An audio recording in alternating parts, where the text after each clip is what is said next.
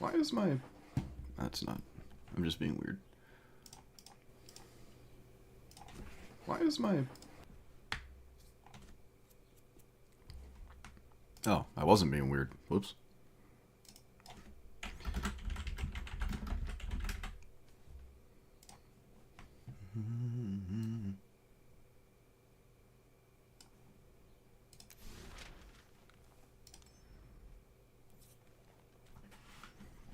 Is it standard?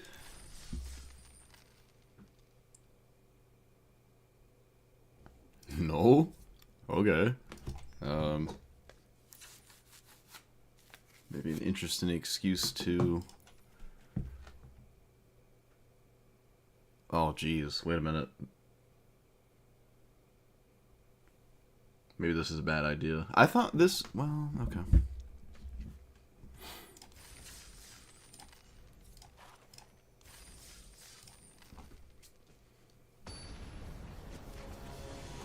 I feel like it's... No, it's not.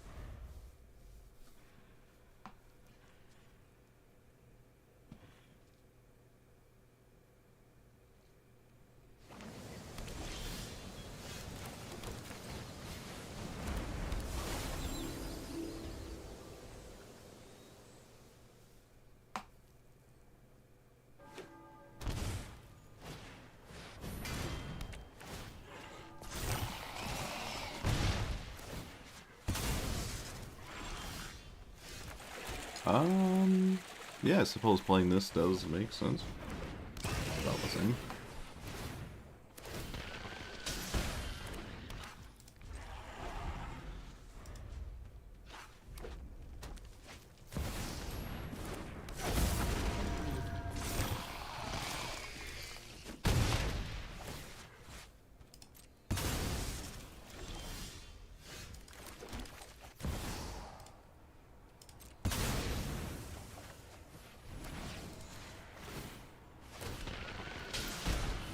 Yeah, I didn't,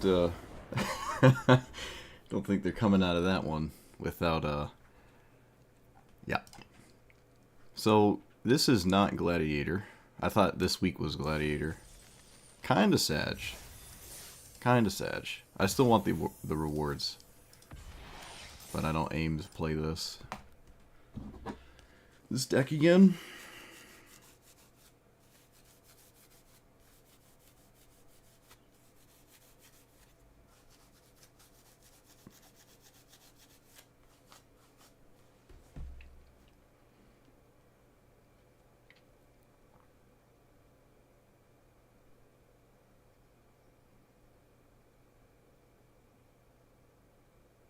Although it does work out that I could play Elspeth, because we need to play a mono white commander to follow the theme.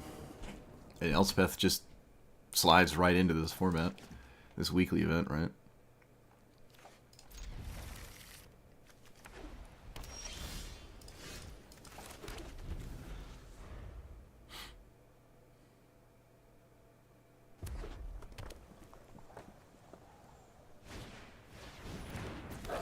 Actually, there's even the mono blue commander, which I... Yeah.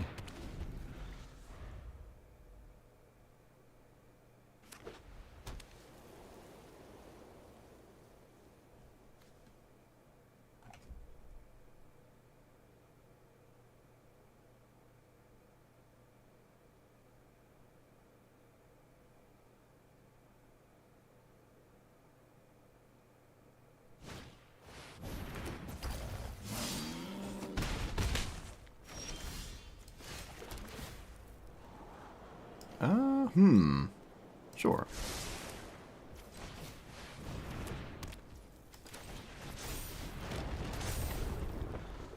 Alright, so next turn is a whole lot of problems for my opponent, and they don't have black mana.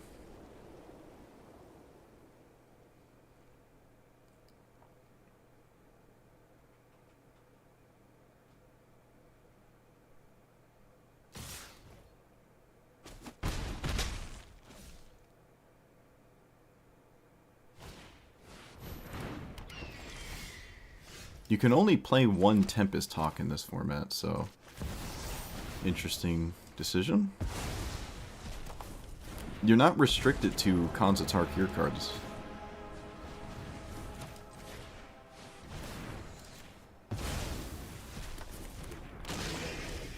They don't have to play just Khans of Tarkir.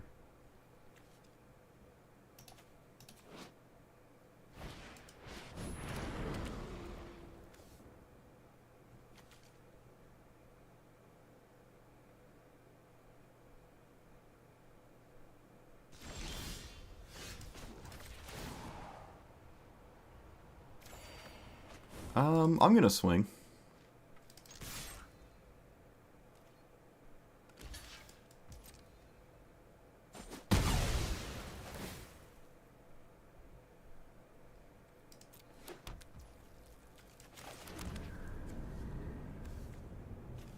I could have just not swung. Let's go get us... Most of the decent things are 4, so... Actually, maybe blowing that up was not the greatest idea?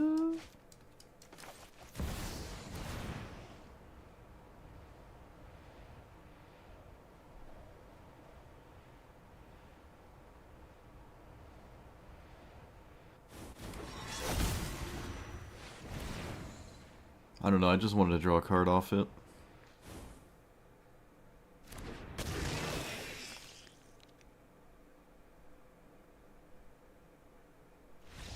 Okay, yeah. What was their hand? They were legitimately only playing Khans of Tarkir cards, as it would seem. And you don't have to... Oh, wait, hold on, never mind. You don't have to do that. Smile at death. Your upkeep. Let's see, yeah.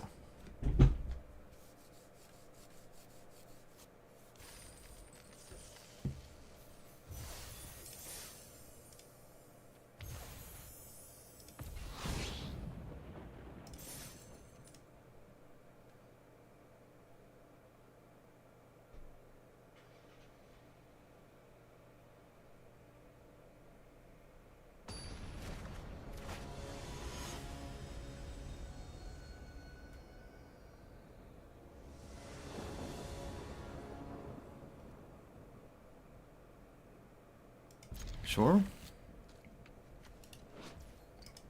We got the elephant. The elephant is in the room. I will not play Winter Moon.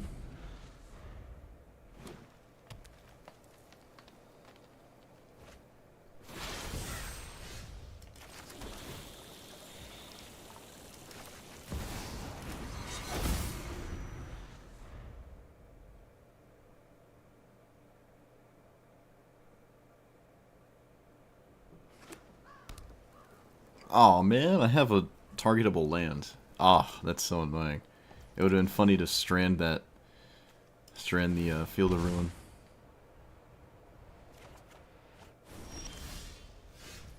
Alright, for more revolts, another non-basic. Play that, play this. And is drawing a card better than randomly playing this 3-2? Okay, this is a weird time to do this. Actually, this is a very not good time to crack the Field of Ruin. But here we are. So we have 4 mana now. Does that change anything? Not really. Suppose I can Lembus into something now, though. That is good. Maybe a little too late, though. Alright, I actually did find something. And it's also pretty good. Felidar Retreat. Sure.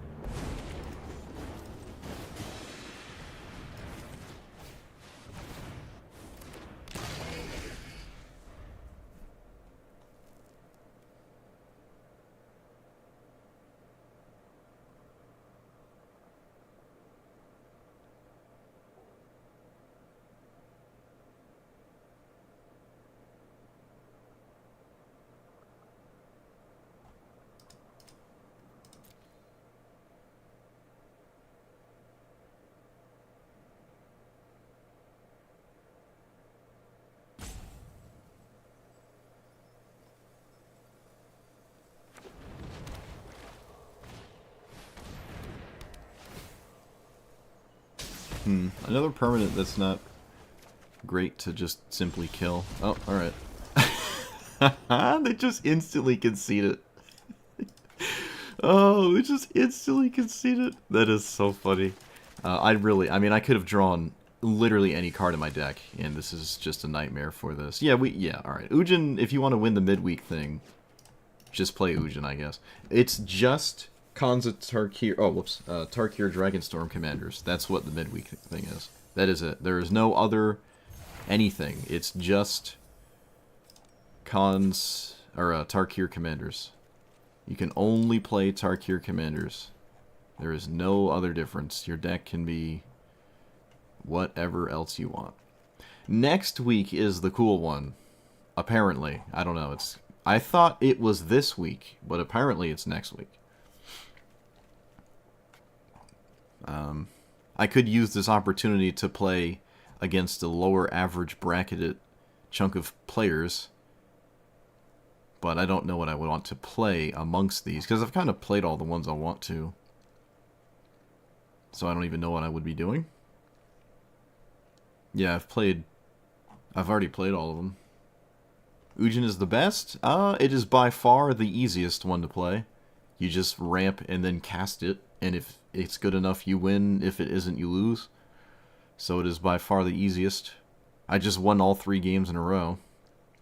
You are only going to play against these, right? It's good against this. It's good against this. Probably not so much this.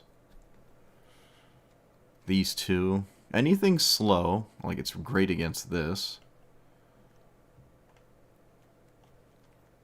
I don't know if I should even think about the ones that you will never see anyways. Like, no one's going to play Sidisi. But I would say it's good against it. Yeah, I think Ujin's just the easiest to play. Therefore, probably the best. Maybe this one? Maybe this one. It depends.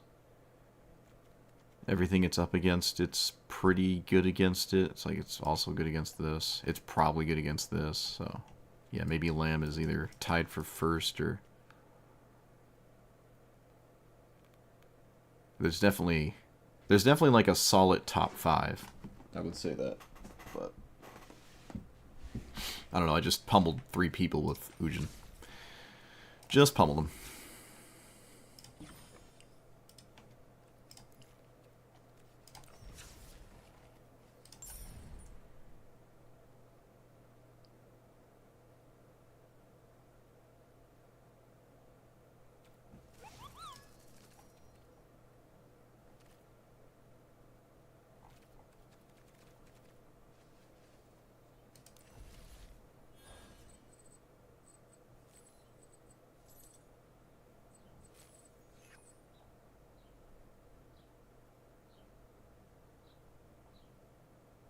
This window is pretty tight on this thing.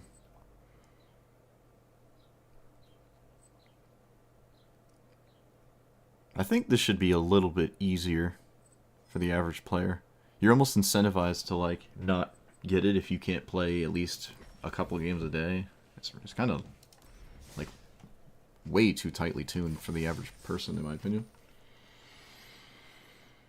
Eshki? Yeah, Eshki's probably okay. Because, again, Eshki can only play against the... have we played Eshki? No, we haven't. Have we? Well, apparently not. I don't own it. I've not played it. Can I? I can.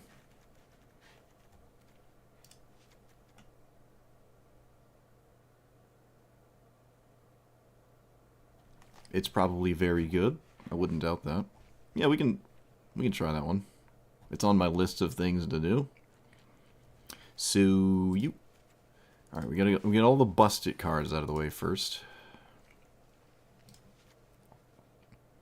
Most people that are playing the midweek thing probably do not have a historic Brawl collection, so there's just, it puts you at a rather, you know, advantageous position.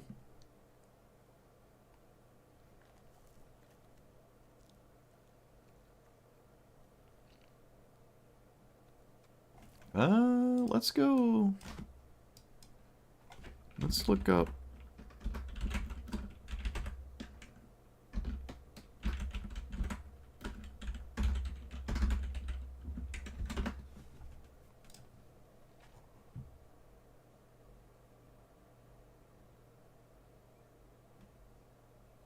Not a fan of 6-mana cards.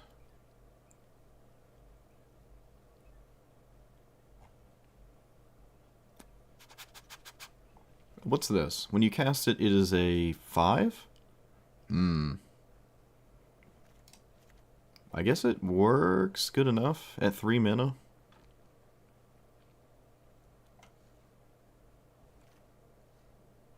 I don't know about extra turns, but dare I say they're never wrong.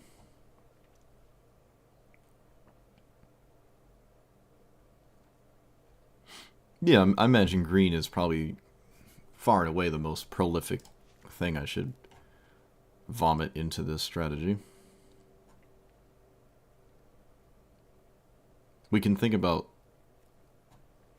Stone Rain as well. Maybe even Sneak Attack? Maybe.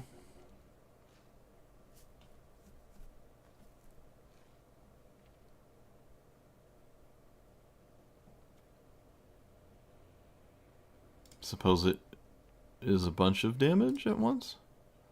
Same with these are weird. I don't know, lower power opponents, maybe I can play Inferno Titan and be happy. It's equals to power, right? So we want that one. I guess Defense of the Heart is good in a deck like... Oh, hey, Nullhide. Oh, Pock. Oh, uh-oh.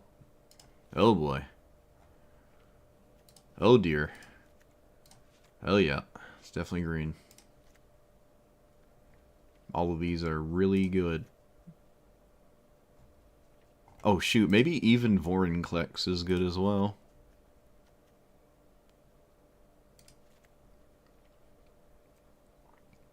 Galta. Oh, Galta's a rare. We can't see rares. It's cast, but this is funny.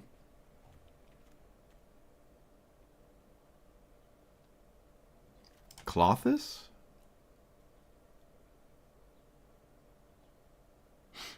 Green ramp, but it has blue cards. The best thing. It's the best thing you do in Singleton. I don't think that's arena exclusive. That's just like the best things in this style of playing Magic. Single card, 100 cards. It's like really gonna be the same blue-green thing a lot of the time. You have all the really good cantrips, counterspells. You're faster than everybody at getting your stuff out. It doesn't have any weak points. It even has sweepers.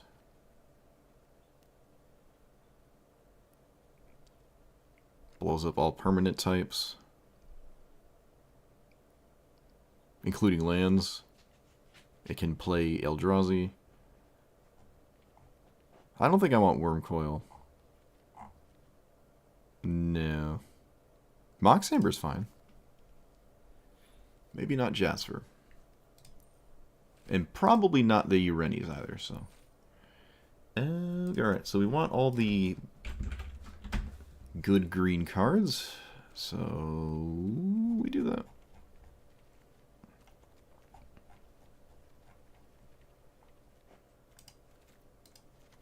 We're going to forego Gilded Goose, though. I can play Springleaf Drum, I think. One would make the argument. Yep, we could play Molt Tender. And what's that other one that I never add that probably makes a bunch of sense? This one? Yeah. Oh, and this one. Lotus Cobra's been doing the right thing lately. The other Bristly Bill. Probably Roaring Earth. Yep, this thing. Maybe Springleaf. And maybe not. I don't really like Nissa too much. Yeah, Mana Drain should be banned. I've said it probably every time it's been put on the stack, so...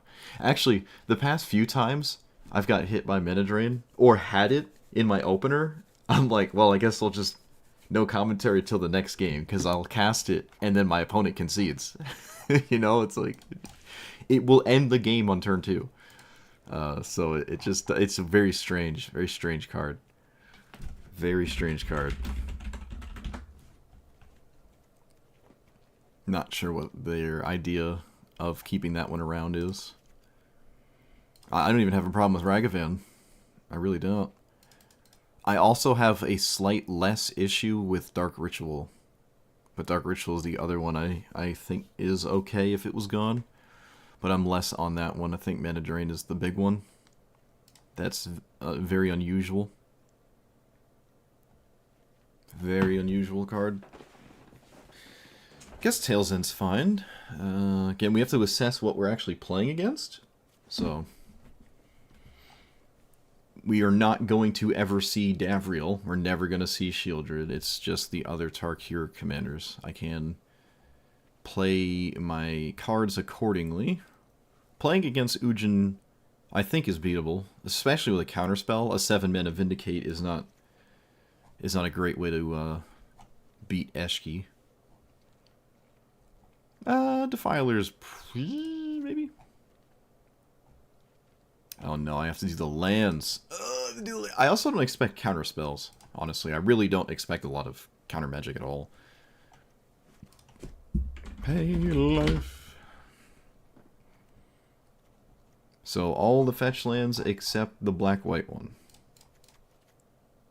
If I say it out loud, I cannot therefore possibly make a mistake. Oop, not that one. The Spire isn't actually that bad. I don't... Oh, not that one. Come on, I can do it. There we go. Oop.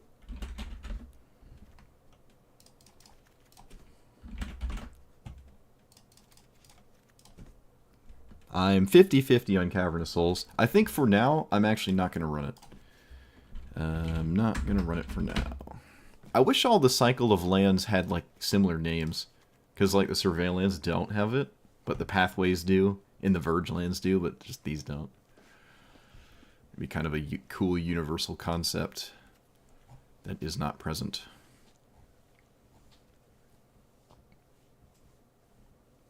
It doesn't care if it's smaller than 4. Okay.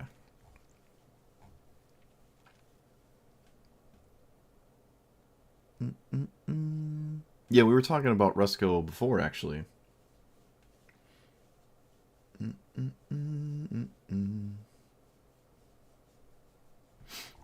Yeah, I would say that's probably about the exact same thing I would be doing with this, so...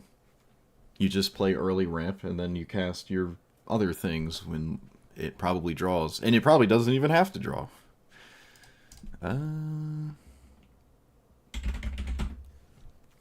Probably doesn't even have to draw.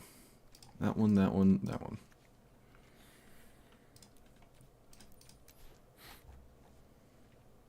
We have Brainstorm. I don't need Tamiyo. Actually, the amount of spells I have to reanimate with Tamiyo are not really great, and I don't need to draw with clue tokens, so I don't think Tamiyo makes sense. Tamiyo's another one, as a commander, I think is kind of nuts, but as a card in your deck is not too crazy. Cyclonic Rift is probably fine. Maybe not necessary. I could just play more stuff.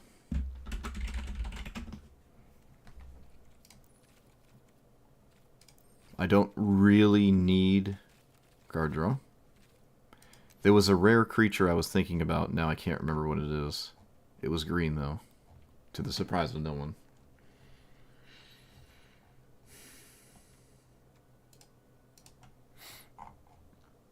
Teamer Battlecrier? Probably thinking of Teamer Battlecrier.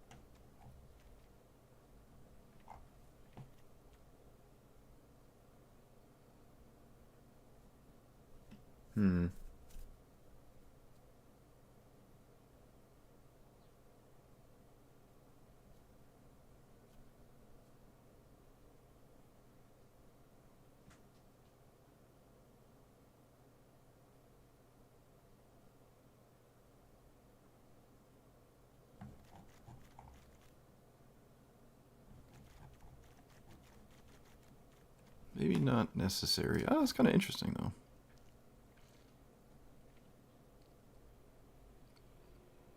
Enduring Vitality is also interesting. Mana doesn't seem like a problem, though, but I don't hate it.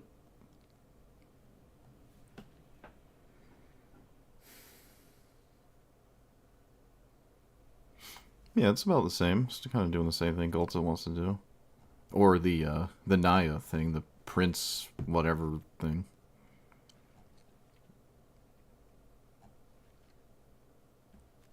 This is the... yeah.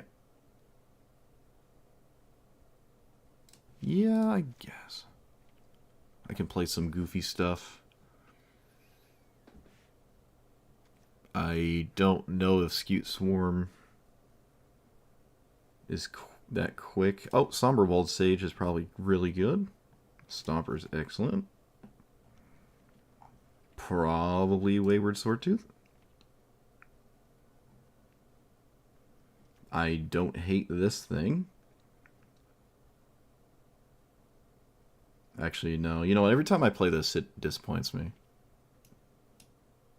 Oh, I can play this? Oh, I love this card. I've never gotten to play this. I believe there's enough deserts, but the desert side of, like, flashing is not great. Oh, we can play Giant Spider. Huge.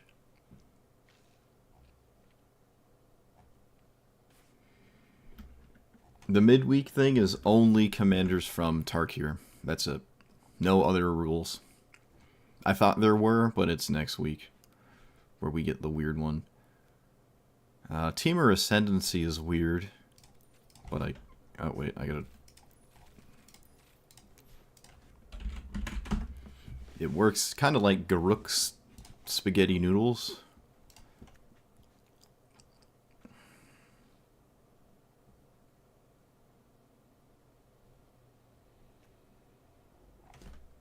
Suppose this also works at funneling and filtering bad stuff into good stuff. We do have Uro. I don't actually hate this. It triggers the commander and finds better cards. Temur Battle Rage is funny. Hardly necessary, though.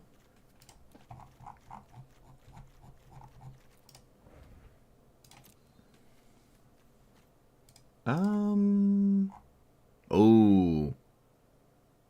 The weird 12/12. Didn't I put... Oh, Gulta was the card I was talking about. I'm stupid. I was like, where's that rare green creature? It was Gulta. What is that thing called?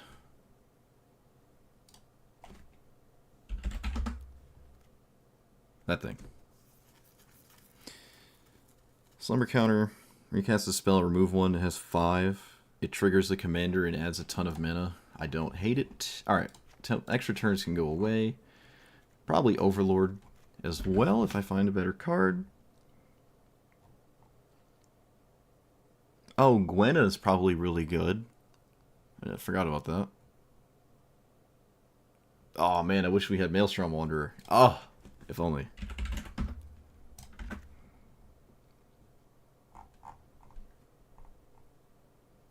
Garruk's Uprising. It's kind of like Temur Ascendancy, isn't it? I don't know if it's better or worse. You get Trample instead of Haste. Feels like focusing too much on card draw is wrong. It is definitely easy to just find something to remove. It's all redundant. Yeah, maybe we don't need this now. I just thought it would be fun to play. I still kind of want to try this. But the fact that Ujin is very prolific, probably can't. Because again, you can only play against Tarkir commanders. So I expect Ujin to be all over the place. Although the 3 games I just played it was not. So let's remove Ujin, though. I mean, the slime. I could probably remove Ragavan as well. Xenagos is weird. Is it? No, not necessarily. Where's the green overlord? There it is. Okay. The blue-red siege?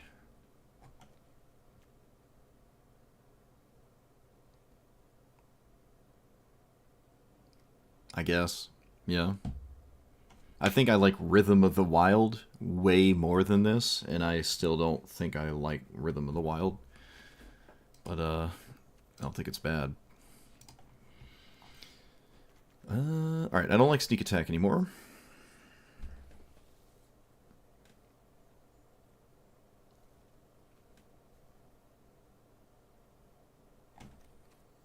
There's no way I don't play Flare Cultivate. Probably a good idea. I keep forgetting I could just type Cultivate to get both. I could think about... Ooh, excuse me. There's air in my throat. How dare it? How dare that happen? Oops! I accidentally just took out Clothis. No, I didn't. I slid it to the 3s.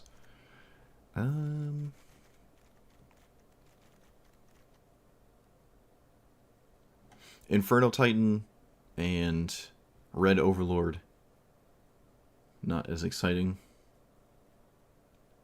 Alright, fine. Sorry, Inferno Titan, you never really make it, buddy. There are more 3-minute... But this is kind of the 3-minute play.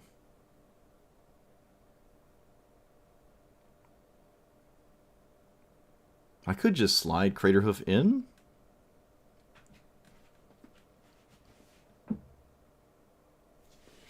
Giant Spider is the most prolific card in the history of the game, so... I think it has the most printings of all the cards in the game. Other than basic lands, of course. Pretty sure Giant Spider has the most unique sets it's in. Of all cards ever. Roaring Earth, Cub, and Bristly Bill means Nadu is possible. I think. Maybe not. Probably not necessary.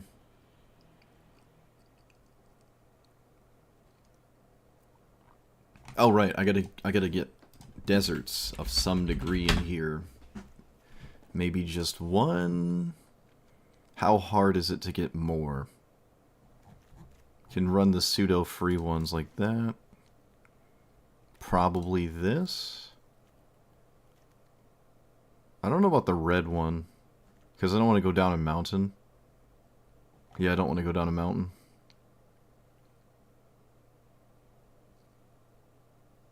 No tap lands. That's definitely not a good idea. Alright, I'm going to say the red one is probably just free. Do I have a double red card? I do. Alright, I'm going to try just one mountain, though. I'll try it. Just for this desert worm thing. I feel like that's just free.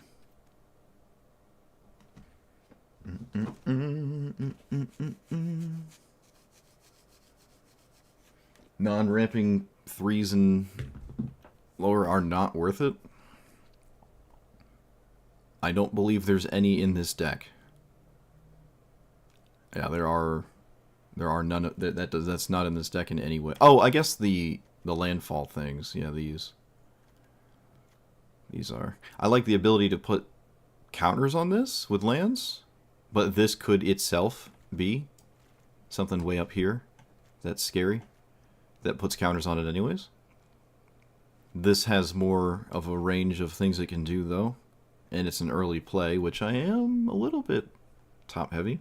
I don't know. I'll try these.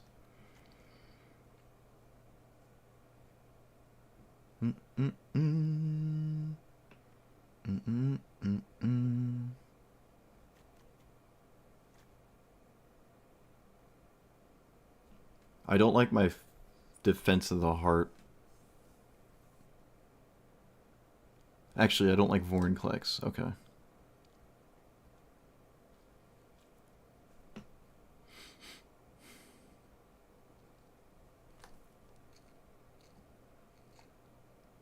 The Cemetery Prowler might be too slow. I don't have a problem with Vitality, though. I want to try the Prowler, so I'm not going to remove it. I do want... probably...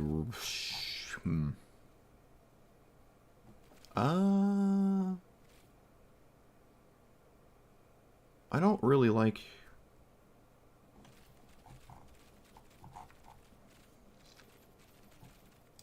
Could run another counter spell. Maybe? Oop, that's not how you spell that.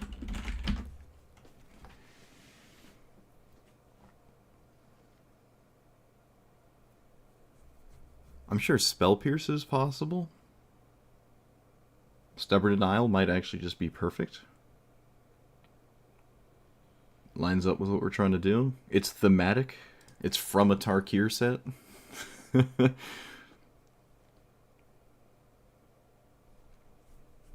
Alright, let's just get into it. I'm sure cards will come in and out as we play. But so the midweek event is here, and it is you can only play Dragonstorm Commanders.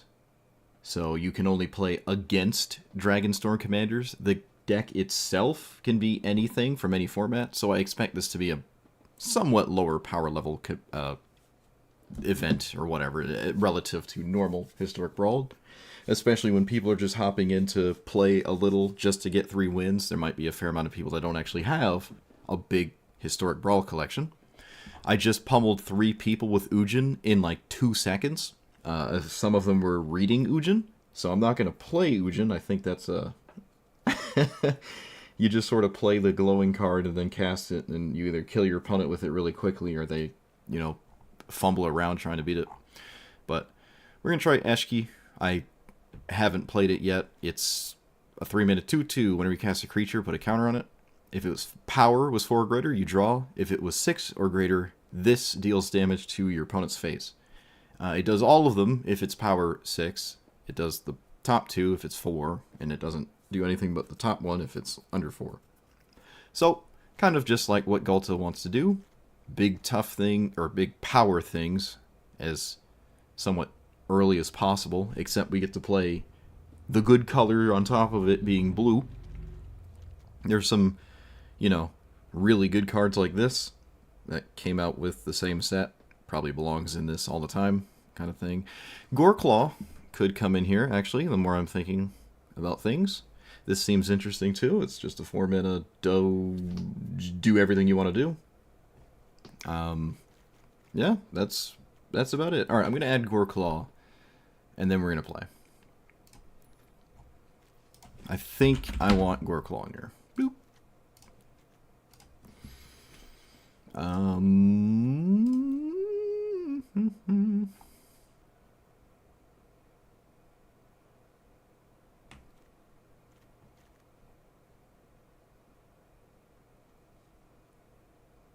Alright, we'll take out the Prowler.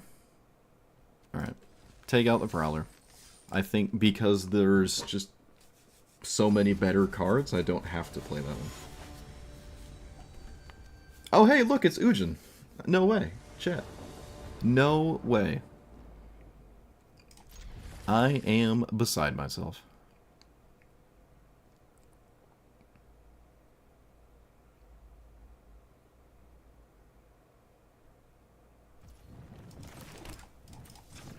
If only I had Ragavan.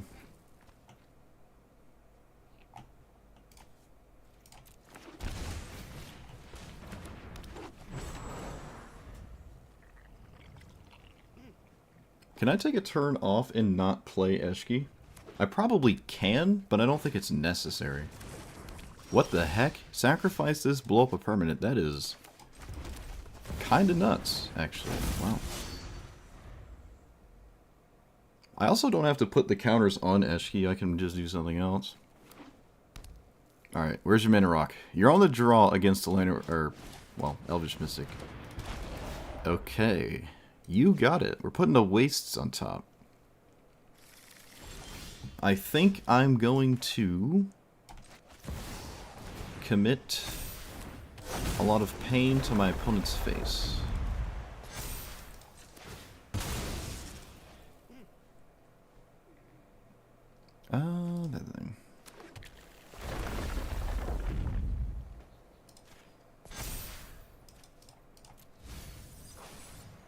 It's probably wrong to swing with the Llanowar Elves, so I won't do that.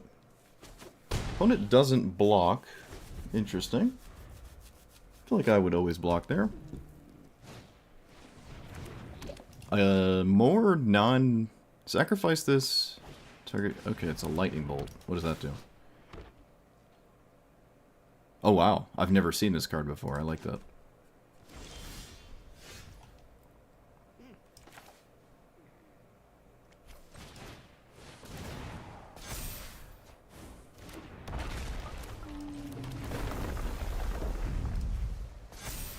I can play this tapped. And we can swing with this. This is a... No, I'm not going to swing with that. Alright, we're out of lightning bolt range. We also have so many counters with Bill that my opponent has to, like... Like, Bill is just a scaling threat next to this. It's not... It's like... It's actually a big deal, especially with this ability here. Bill is just a second version of this when it comes to pressuring the face, so, yep, cool.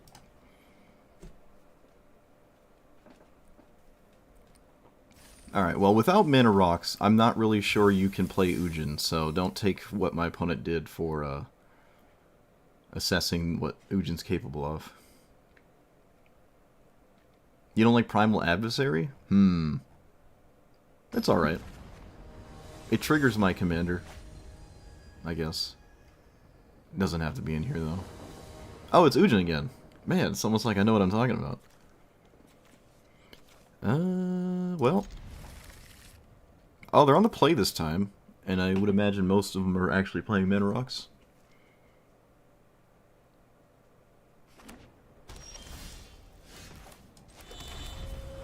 Chat, we deliberately ruined everything to give them the advantage. We just didn't play a turn 1 minute dork. Alright, so we're a turn slower than we should be. Not good. Of course, my opponent has the 4-minute thing. Alright, yep. That's game then. Well, maybe not.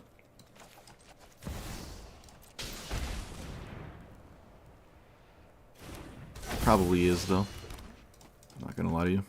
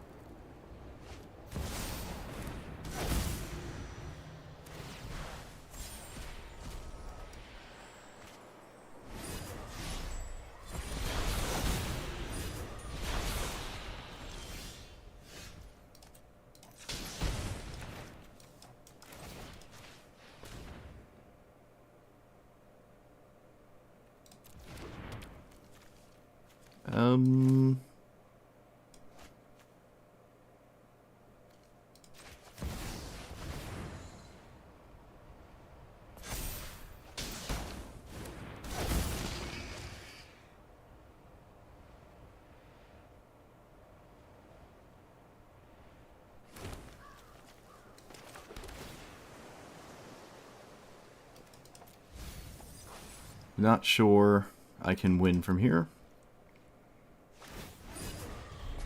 I think being a turn too slow actually was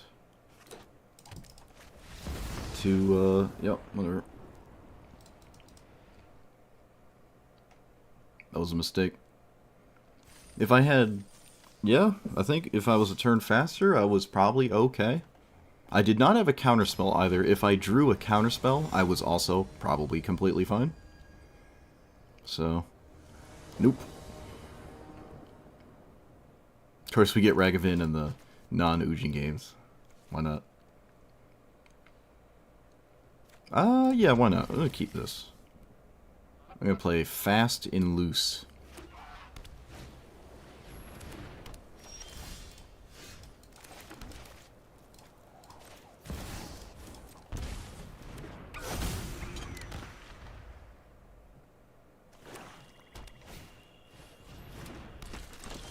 Alright, they're playing that card. We're going to play the swing anyways. I'm not really sure why they're playing Soul Warden. You didn't block! Well, if I knew they weren't going to block, chat, I would have played, I would have played the other forest. So, okay. You got it. Oh, man, that's a flex. That is a flex. Can I blow that up? It does not look like I can. What are you doing? What is happening? I'm having emotional problems. Opponent is not helping me. I'm in a psychological turmoil. Somebody explain what is happening. I'm having a meltdown. I don't agree with any of this. Alright, opponent has solved the format. Which involves not running any red sources. Whoa! Okay, alright.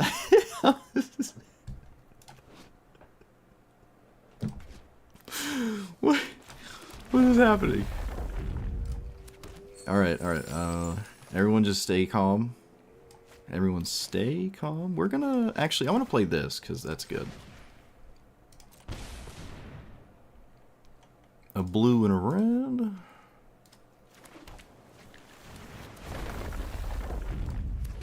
We're gonna swing.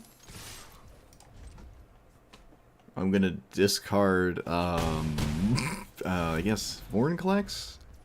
Yeah.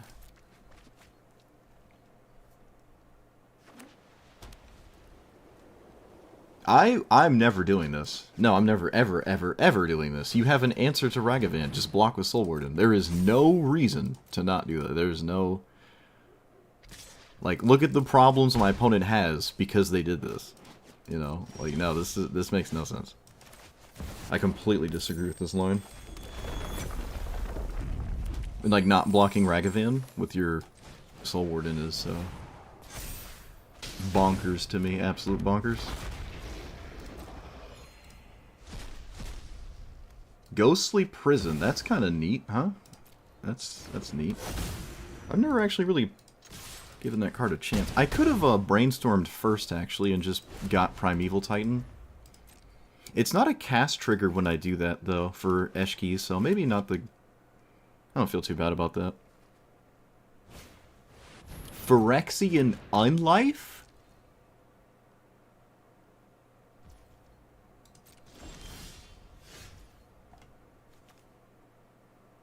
What? I've never seen anyone play that before. I've never seen anyone play that before. Oh, it is a cast trigger, you're right, yeah. It is a cast trigger, I'm dumb. I am throwing. I'm literally throwing. I'm actually throwing. Yep. I am a goober. Is there any reason to... No, not really. There's also no reason to play more lands. Can I do enough right now? No. Could I have killed him if I swung first? Probably. Alright, so I can find some kind of naturalize. Actually, that might not even be true. Alright, we'll just pass. It's still a one-turn clock. They have to do something right now, or it doesn't matter regardless, so... I'm giving my opponent as many opportunities to do more stuff as possible. Yeah, this is just black-white stacks with mountains in it. But that doesn't explain the reasoning behind their turns. Like, you still block with the Soul Warden. And just banishing Light Eshki, right? Alright, we can shuffle things away. We can flip a Tali, kind of just do whatever we want, honestly. I think I can literally do everything I want, actually. I'd like to shuffle before I trigger my Eshki. Is there another Surveil? There is. Holy Treasures, Batman. Could have floated red on the Lotus Cobra. Highly doubt it matters, though. Just to be min-maxy about it.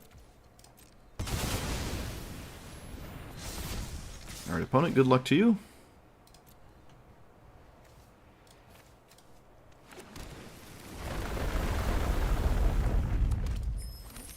Didn't necessarily have to swing with Eshki there, but I did.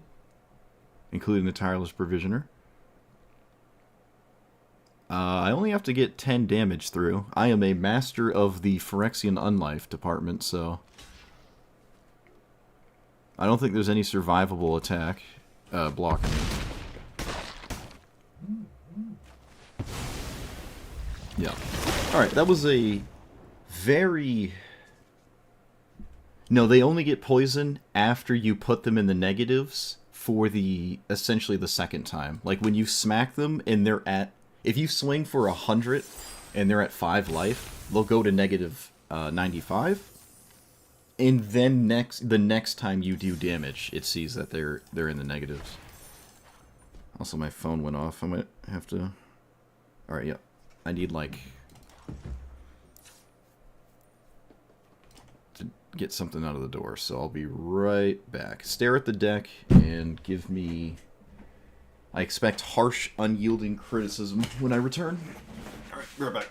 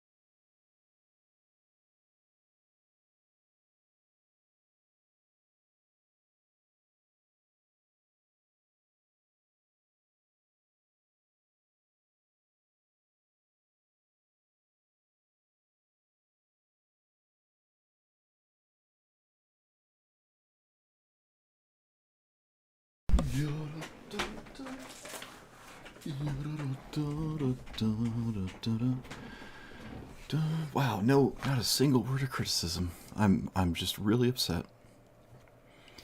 Alright, let's take this out.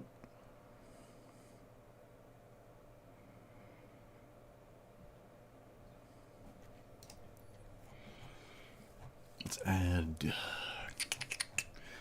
another counterspell. Lightning Bolt.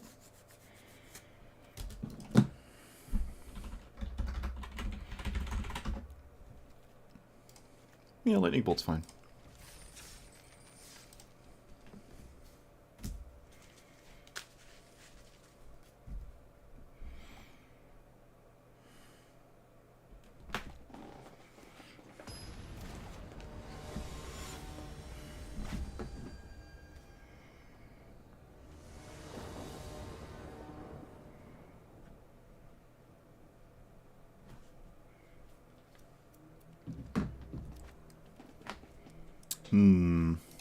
Zergo on the play.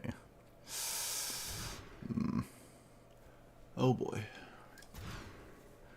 Oh boy. Well, we have that card. We know where that goes. Oh, well, maybe my opponent came prepared. Look at that. I like it.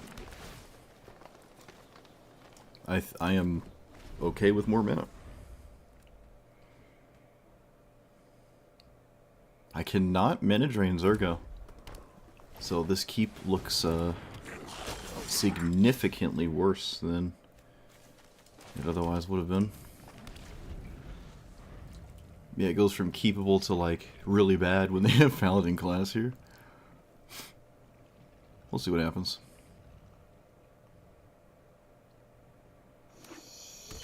I don't know how they don't. Yeah, I was about to say, I don't know why you would never.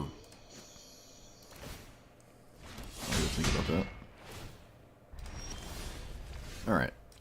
So, I'm not going to cast Eshki, and I'm going to bank on my opponent giving me back the win here.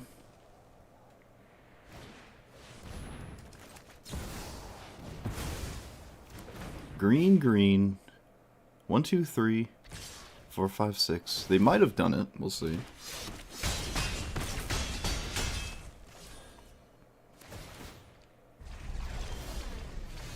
We will see.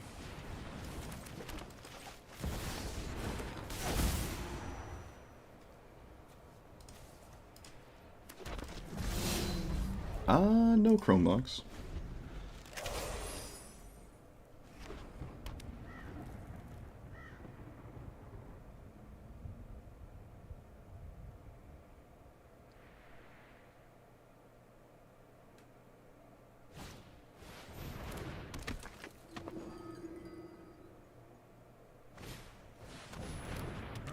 The heck is that? Oh, alright. 3, 4, 5, 6, 7, 8, 9, 10, 11. Alright, we have problems.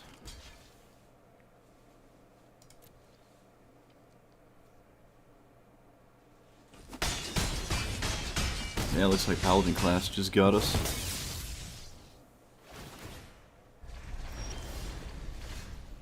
Not looking too good. Alright, so we can play this, and then can I play Uro?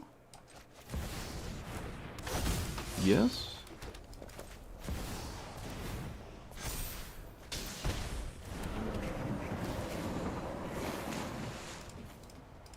Am I still dead?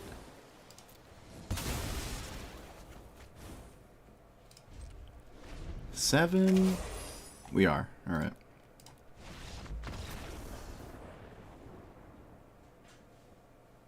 If I gained 5 off the Titan, I might have been okay. But yeah, the Paladin class stopping mana drain was honestly the entire summary of that game. That was it.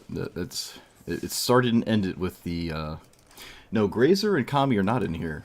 They are actually not. I swear I keep skipping those. No, I've been skipping them. On accident. I keep accidentally forgetting about these. It's kind of annoying.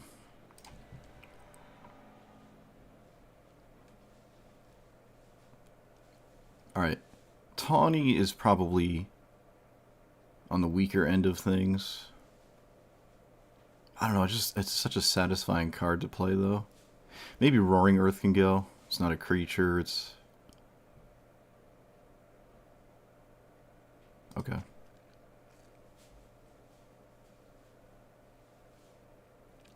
Still don't like my Defense of the Hearts outcomes. I'm going to try to play without it. Just play without defense here.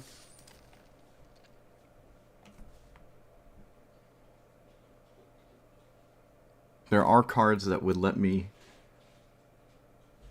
I mean, it's a good card, I just haven't had it happen. With Ujin all over the place, it might not even be a good card. That is definitely a valid argument. Alright, well, we don't do much if we don't draw another land.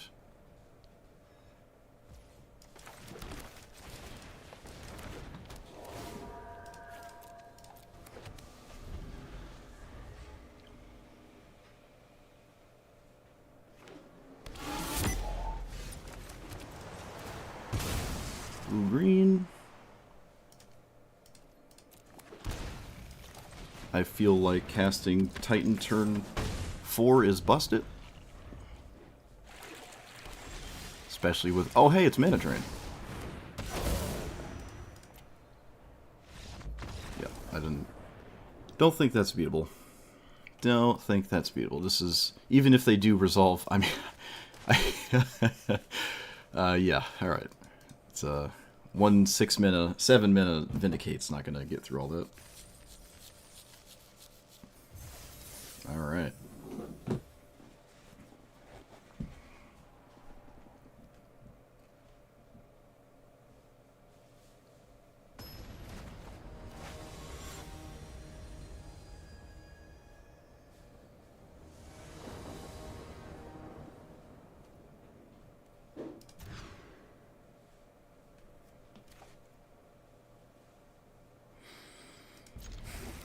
I think a 6-mana card in general was good there. It did not have to be Primeval Titan. I'm kind of 50-50 on it. I don't think Primeval Titan is a problematic card in normal EDH. I really do not. It's just like another potentially I win the game card, but there's a lot of that already, so... Not super scared of that being unbanned. Honestly, I think Golos was better. There is a Primeval Titan, but it's only one land. It's that worm. Ulvenwald worm or something. It doesn't happen when you attack, though, so probably quite different. Do I leave out a counterspell? Alright, my opponent didn't do anything, so I guess I will not leave out a counterspell.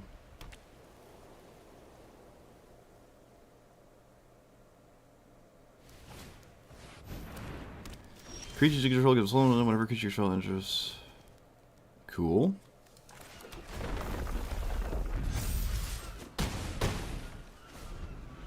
I could have had Stubborn on one. This early, probably not necessary. I mean, my hand is kind of good. Oh, a tap land and a Mardu haste deck. Yeah, is it Ulvenwald Hydra? I thought it was a worm.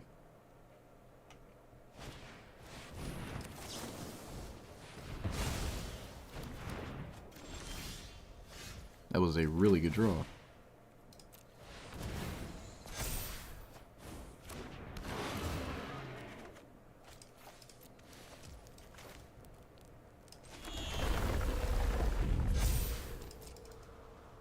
I am not going to cast Delighted Halfling. Actually, I will. There's almost no scenario in which both of these are cast. So I missed a point of damage. Can't say it really matters, though.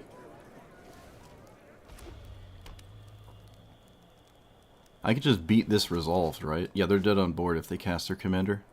So I won't even counter it.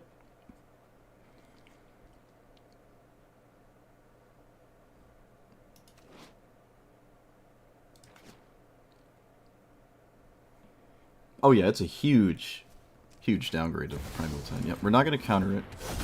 I'm more concerned about the 1 mana spell they could have, like swords or push. Because they're dead on board, right? I don't want to counter this and get hit by something. Okay. Well, that would only be 12 damage. It actually would not kill me.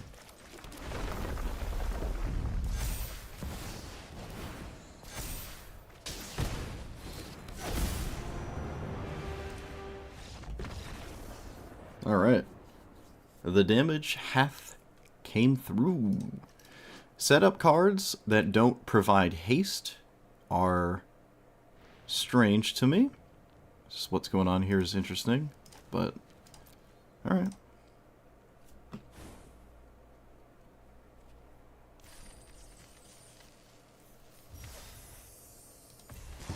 Oh. Oh.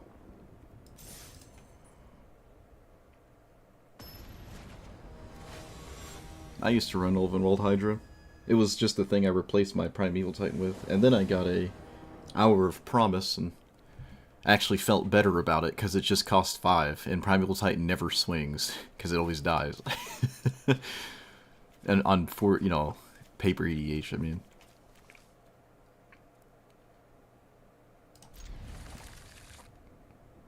What is this discount? The greatest mana value. Okay. So we're gonna discard the Overlord? Oh no, I did it again. Why am I who I am? I'm so dumb. I'm so dumb. This is the second game I just haphazardly decided not to play the game on turn 1. Well, we didn't win last time we made that mistake. Skipping a turn is obviously horrendously bad. What's happening? Okay, sure. Is that weird? I feel like that's weird, but I don't know.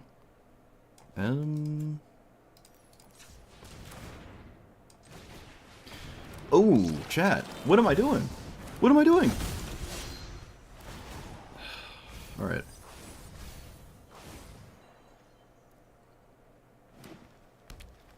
I'm deliberately throwing. What am I doing? Yeah, milling Uro very quickly is very funny. Rather unfortunate for the opponent, I must admit.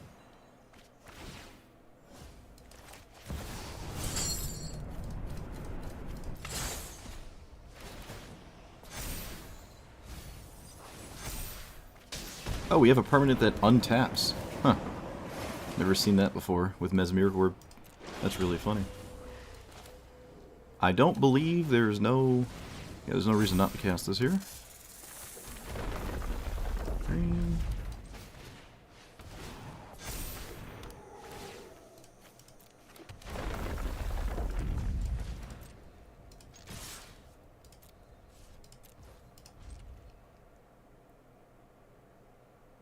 What does this do?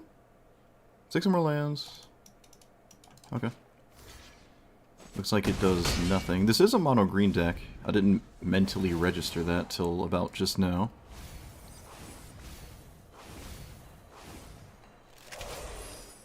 Garruk Unleashed? Alright. Neat.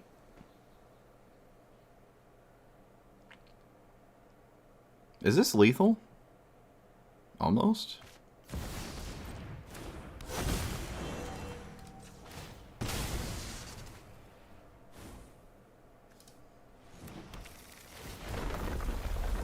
Atali, well...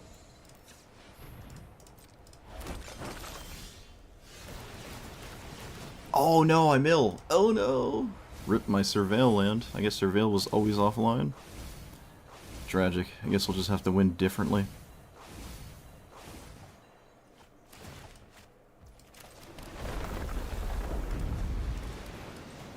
I don't know why Mesmeric Orb is in here. I don't know. But it is.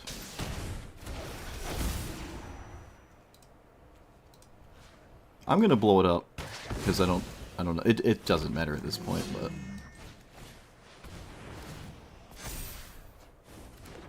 aw, a little late for that. Yeah, alright. I don't think it matters, but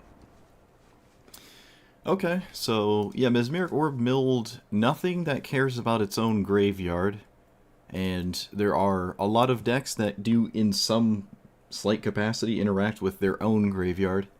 So you gotta be careful when you play cards like this. But I really don't know what it's doing in there. I do not know. And it gave us an Uro, so by all means.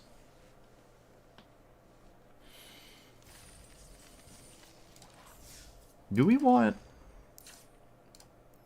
instead of these, we could run Dig Through Time?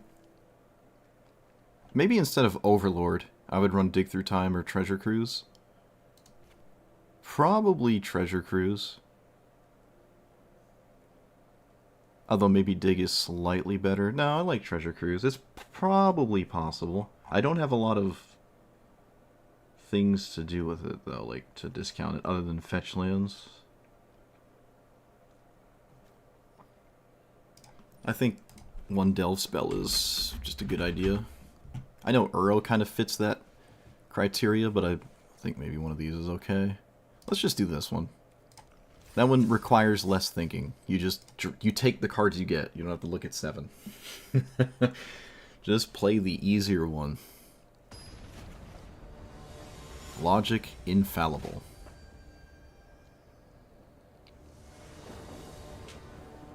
It is a 2/4, which part of me is kind of glad about. Doesn't die a lightning bolt. We're on the draw again. No early mana again. Is that okay, though?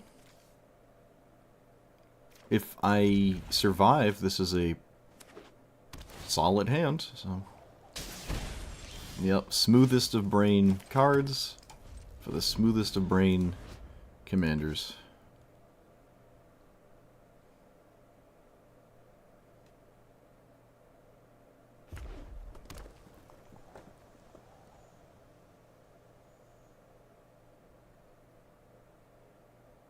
Well, I really don't like the idea of options from the opponent. They played a flash creature. They could have just waited.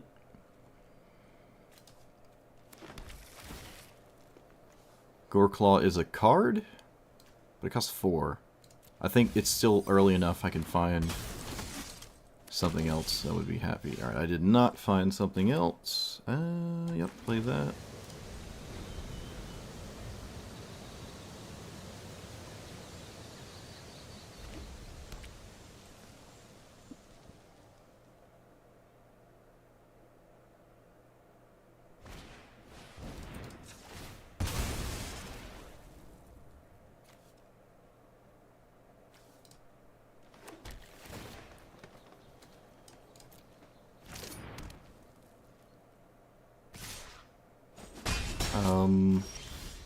Not possible to do anything, because then I lose to Zurgo. Although, it's hard to not play something, so I really think I should.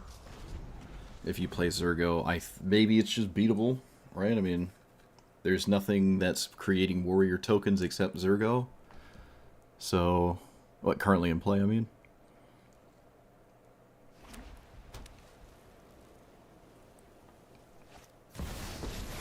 That does not make... It makes night tokens, right? Yeah. They plussed it instantly. They didn't 0 or anything. Guess they're going straight for an emblem? How many lands do I need? City's Blessing. Alright.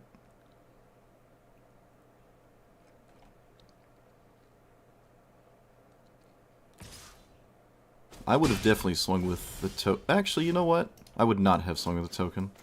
I would not have swung with the token. Okay. So, what do we do now? What do we do now? Leave up Counterspell? 1, 2, 3, 4, 5, 6, 7, 8, 9. I can get the city's blessing. I'm confident counterspell will be good later, so let's do this instead of anything else. Yep. Also sets this card up. Alright. Yeah. It's a good idea not swinging a token. I don't think I would either. I almost probably wouldn't have swung with either creature, but maybe that's way too out there.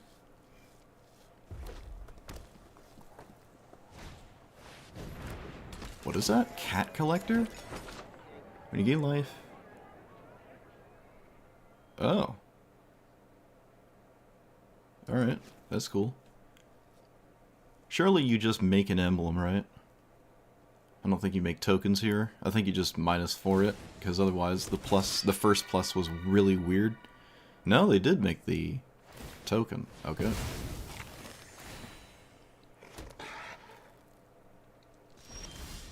We drew that, not really too exciting now. We will go here. I can recast Eshki, and it isn't ugly to do that, so I'll do that. And I don't want to lose the 4/3. Actually, because it's a good Alpha Strike, we're going to send it.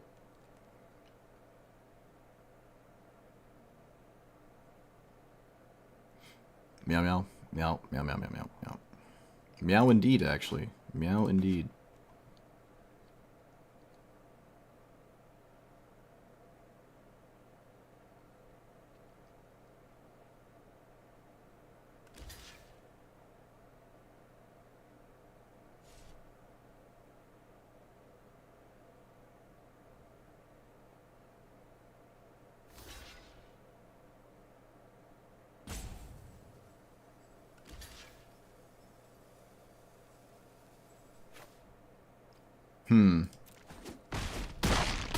Okay.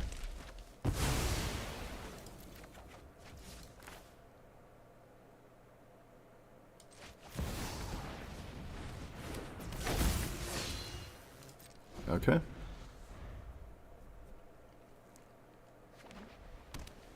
Ooh, no black mana still. I'm gonna let that resolve, because without another creature generating thing, it doesn't really do anything. What does that say? Enchanted creatures you control get +2/+2. That is currently not happened for the opponent, so that's a very strange one to see.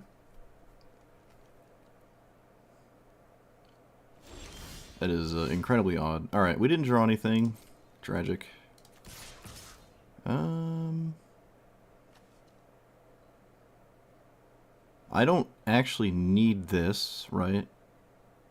No, I don't. So we'll just...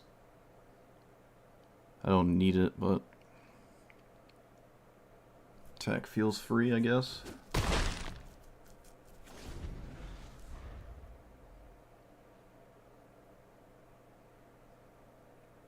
Well, they really need a black source. What does this do?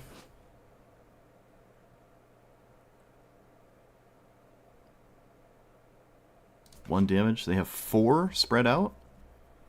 Can I beat that? Yep. Nothing on that card concerns me. Killing Eshki here is odd. I feel like maybe I would have killed something else. I can simply recast this. I've shown to have nothing to do with my mana, so I don't know if I agree with that. Target?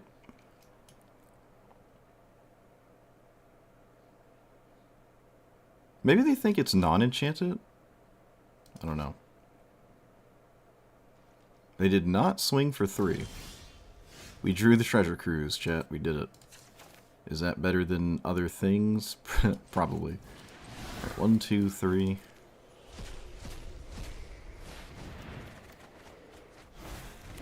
Alright, do I play my commander? I would say I do. And then I can play this and leave up my stuff. Probably swing for 5 again. I didn't block it last time. Oh, alright, there we go. Oh, it has haste. Oh, it has haste. I forgot. I'm sorry. I could have played this with the Llanowar Elves and still left up Counterspell. Oh, Teamer Ascendancy. Look at it actually doing something.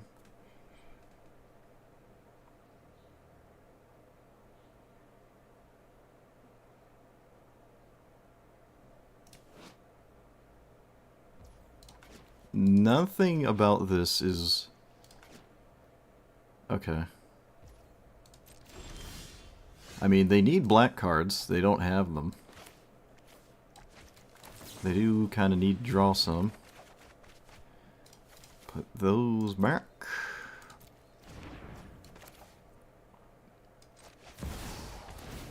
Alright, with Enduring Vitality and all my creatures having haste, I'm slowly turning into Elf Ball here.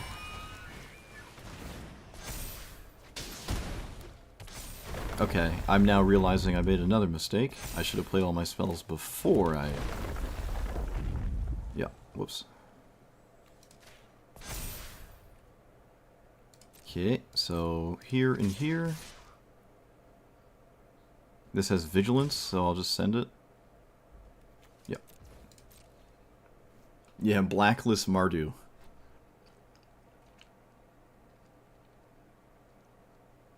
Dark Boros. Are they dead if they don't block the 7/7? Okay. I was about to say, it's pretty close to being dead.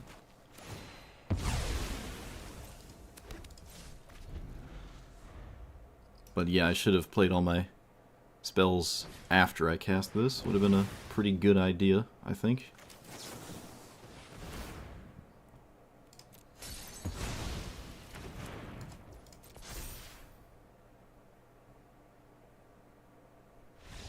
Alright.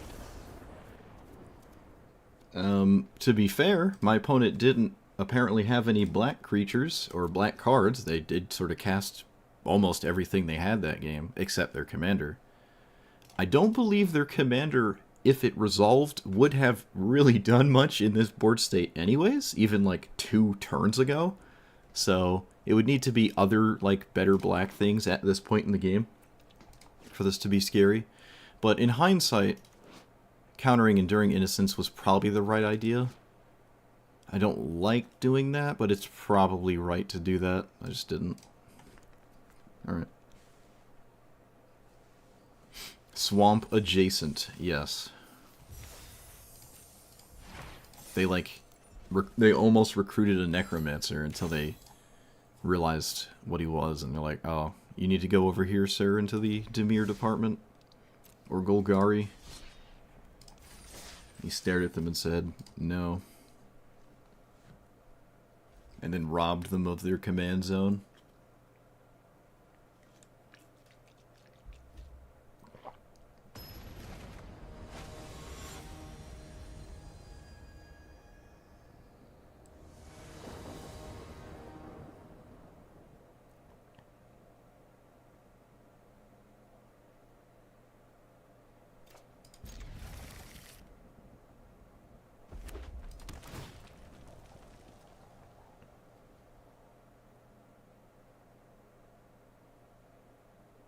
Wait, what? Oh.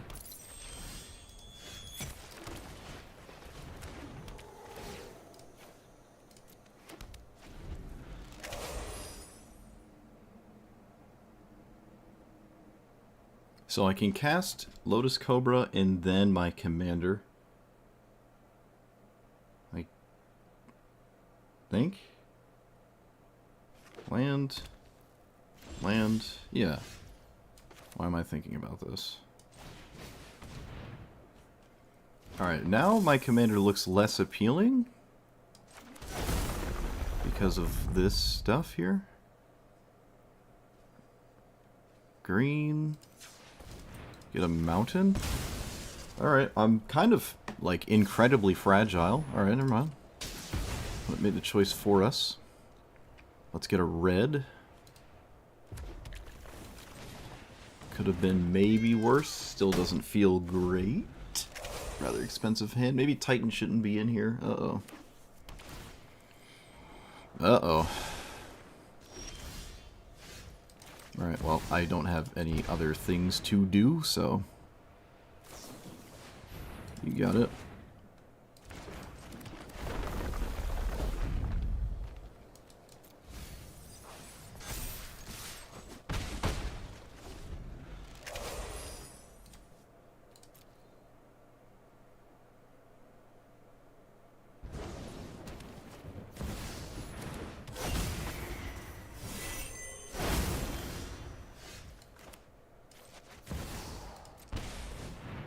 Oh, come on. Come on! Come on. Gotta be kidding me. Come on. Alright, I'm gonna reevaluate some of that top end. Just completely screwed me.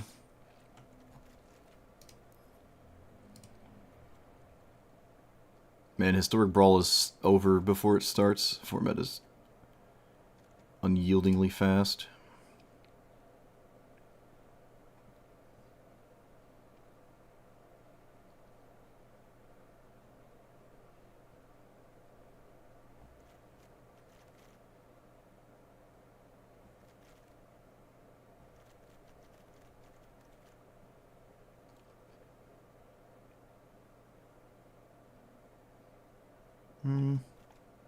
Kind of the only one I don't like. Okay.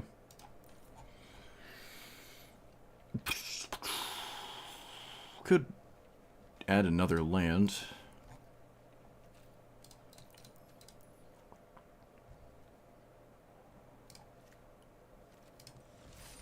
Nobody saw that.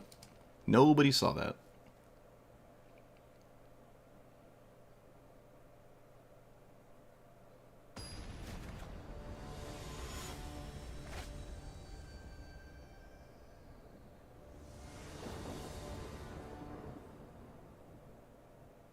Zergo's been on the play all 4 times. Or is this 3? Maybe it's 4. I don't know.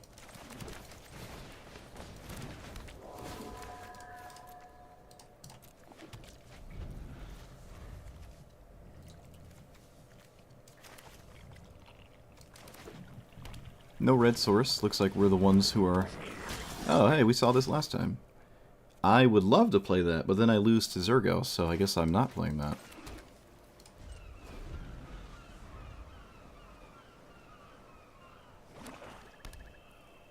They have no white mana. Excellent.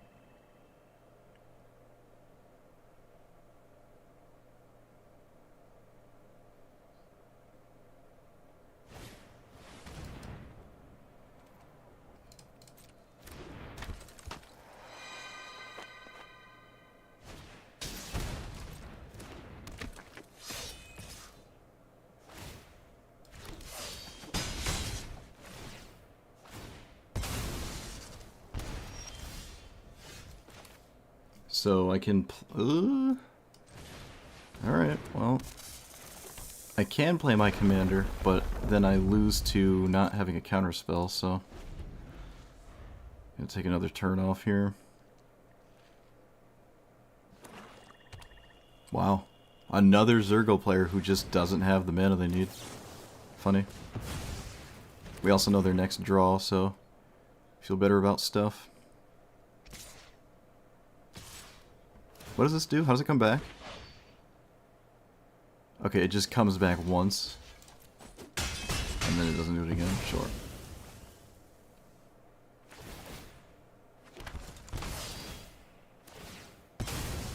So if they cast this thing, I think I'm gonna just not play Eshki, because O'Hare exists, and I know my opponent's next turn.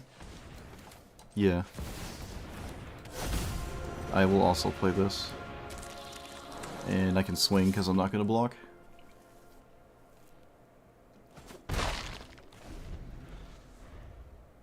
And there's no way they trade with the Cutthroat.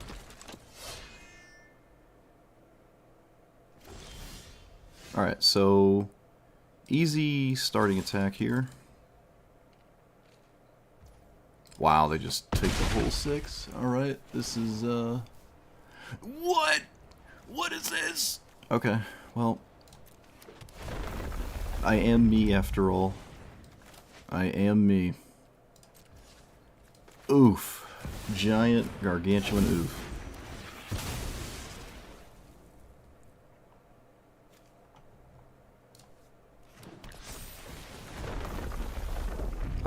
Can't say Atali's bad. I mean, you can, but I'd have to disagree with you. I can do this whenever I want, right? Correct.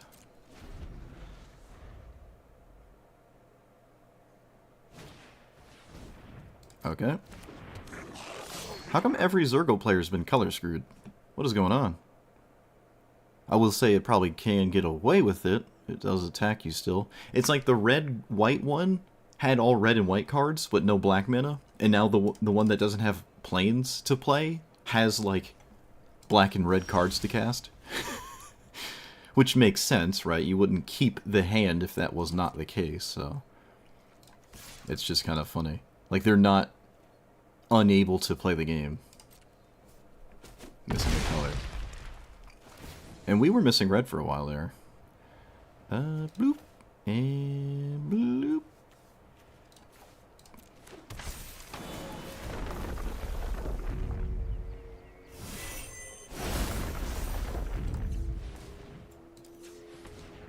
This man is just in combat, so... We're gonna definitely cast Atali, because why wouldn't I? No idea what happens now. Oh hey, we got Zergo. And Cyclonic Rift, we shall bounce that thing.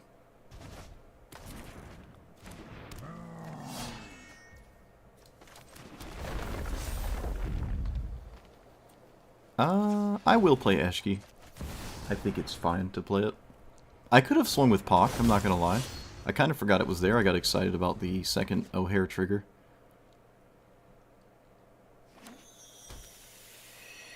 We didn't... Atali, we didn't see any red... white cards off the Atali? Is this just a deck that's not playing white? There's really no... I mean, this is like the third time it's happened, but I don't see why you wouldn't at least play all three colors in your mana base, at the very least. So you could just cast this, even if it is the only card of whichever color you're not running, but... I don't think that's the case. It's probably just coincidence. Yeah, probably just coincidence. Just keeps happening.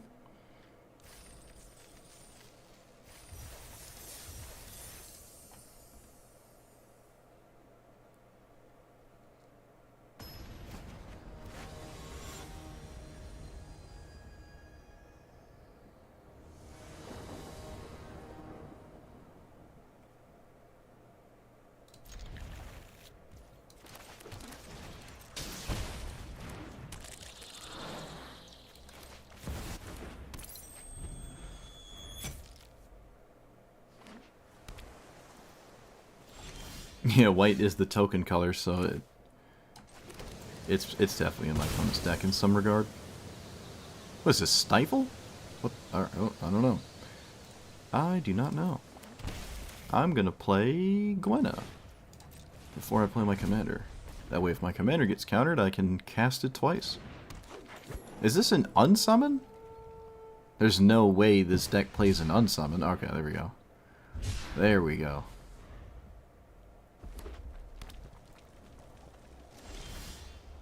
Alright, so that here.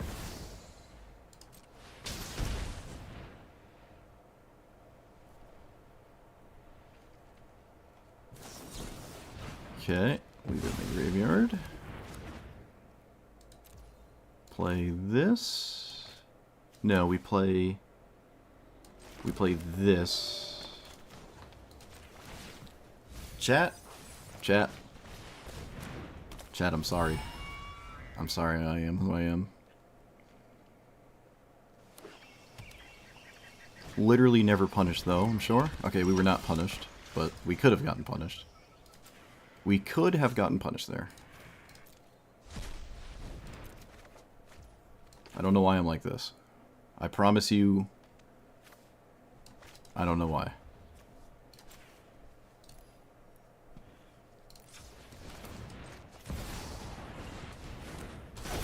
I can only do my best. Let's swing here first. Let's go. And then... Could I have stubbed that? Are you serious? Oh, don't tell me that. Please don't tell me that.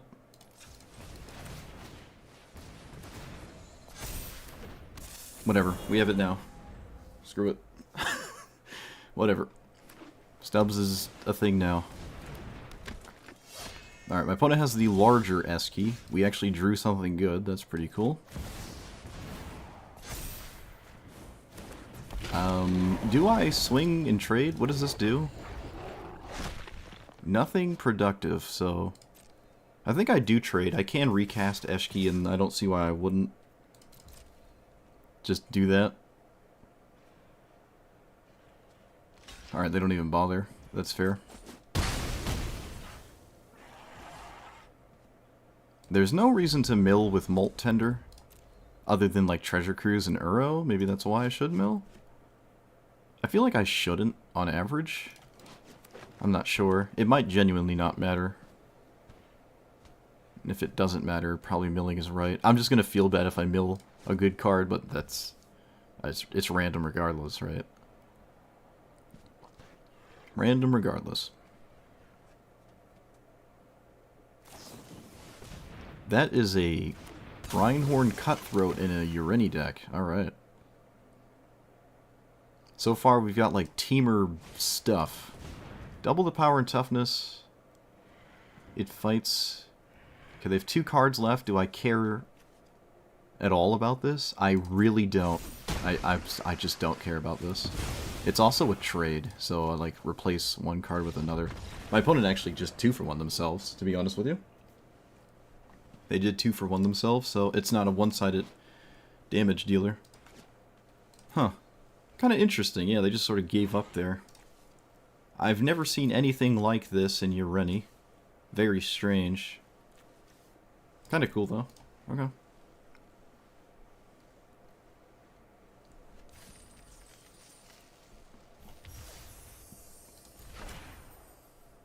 What's this? Oh.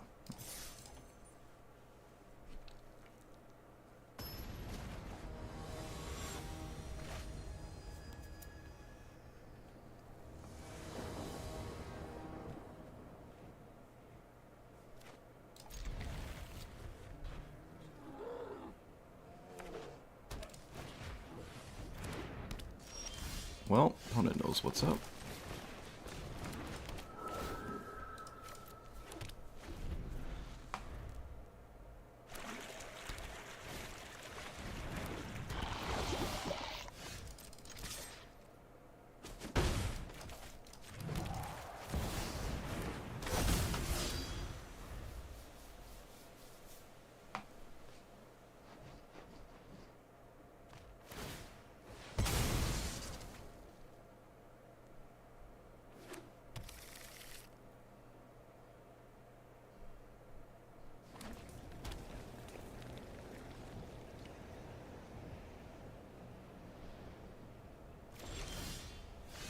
That's a pretty good one. Is it better than... I think it is, because I have to kill my opponent, so...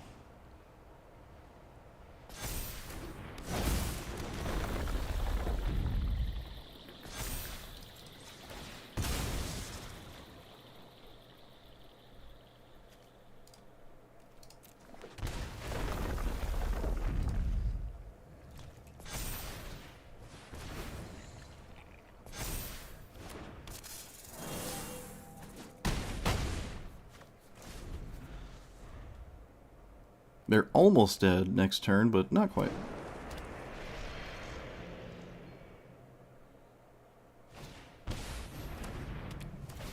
Okay, they tap their creature. I think that kills them. 4? Yeah, that, not the best idea there.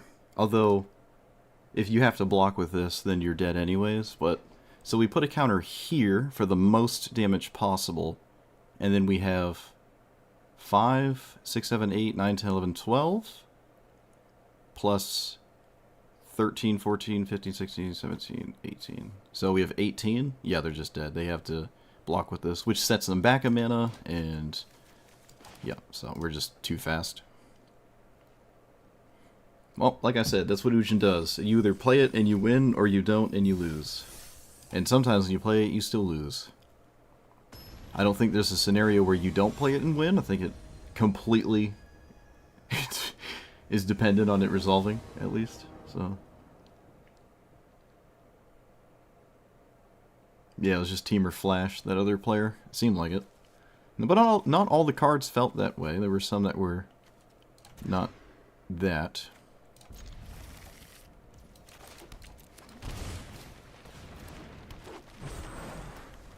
This is mono red. Still comfortable with casting my commander next turn.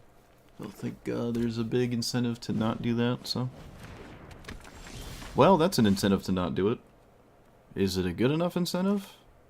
I think it is. We're going to play this. You can dodge, fetch land, spell. Alright, get right. Yep. I think my opponent saw that too. If I didn't cast my commander, because this stays at 2, then they can kill it with a fetch land or just 2 spells, or of any caliber really. 0-mana artifact, like Mishra's Bauble or something. And then they can't deal 2 damage, but 3 damage probably just means I win, and it did. Toughness, I mean, not damage. Oh, actually, no, damage is what I meant. Never mind. They're the exact same, but just backwards.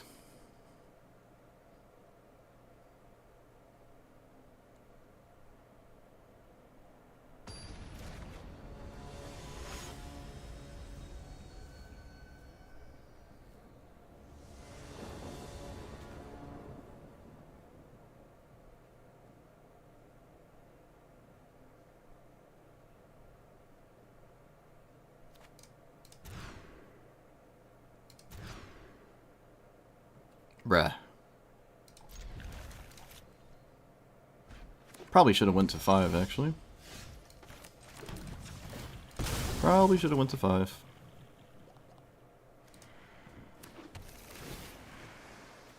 That is interesting.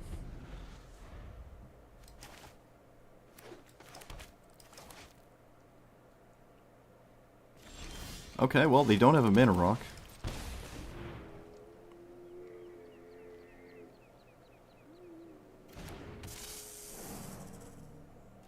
Looks like Kolaghan's command, or Kozilek's command, they just can't do it for 0.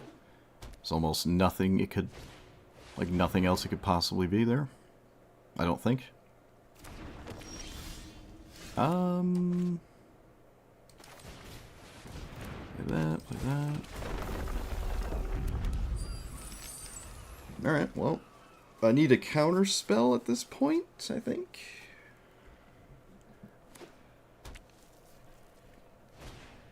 I don't know, it's looking pretty good for them. This is insane. I'm not sure what this is doing. But they named Eldrazi. Oh, so they have Eldrazi. They have enough Eldrazi where they let... Whoa. Alright, maybe we're back in it. They didn't present big, spooky, scary. Let's play that.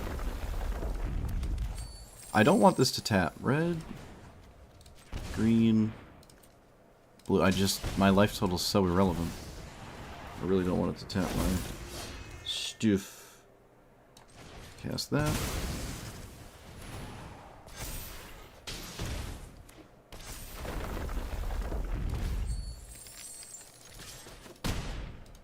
Okay, 4, 5.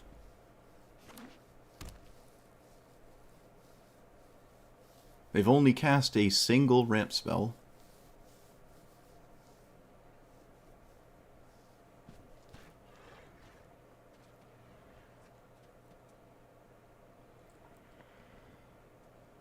I think it's Kozilek's command. I don't know what else it could possibly be.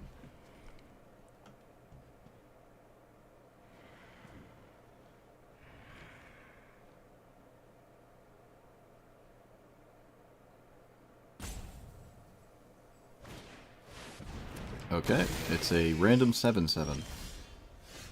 Sacrifice 2 Eldrazi, return this from the graveyard to your hand. You got it. So we have problems, and they are not gonna go away anytime soon. play this.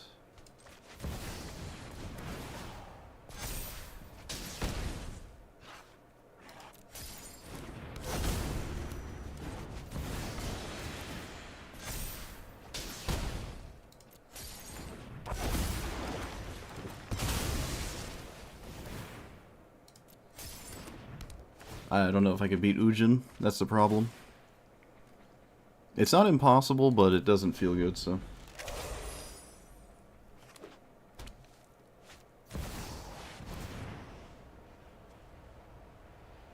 There's no reason to exile Eshki here.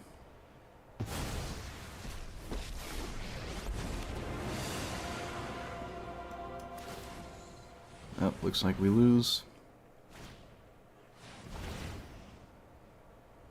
No, you should exile the O'Hare, I think. I don't like exiling Eshki here. It probably doesn't matter, though. In fact, it most assuredly does not matter.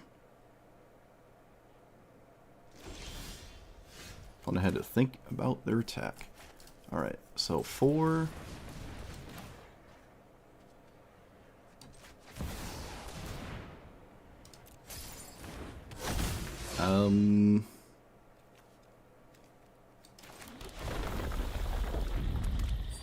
Play this? Stop trying to tap my stupid thing. Let's get a... Wait, do I have a red here? I don't have a red here, I do not. Nope. So... Yeah, just get that then. Play this.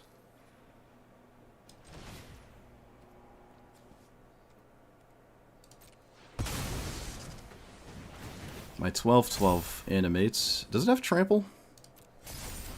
It does. It does have trample. Alright. That is huge. Chat, did we come out of this? A resolved Ujin? Is that what this is? Is this what it looks like? That was a really good draw. We're storming off. Wait, let's play... Green. Green. Oh, Garruk's Uprising is a trample. Alright. For some reason I can't mentally compute that. My enchantments have thoroughly left me deeply confused. Let's play this.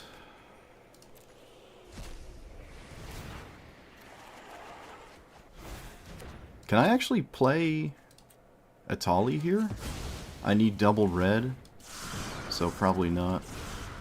I can only have one red here off of this thing. I don't think there's a way to get more red. No, it doesn't look like it. Alright, well, that was bonkers insane. So if I swing all face, we have... They have 11, so they have 16. 16. If I swing all out, I have... Lethal? Alright.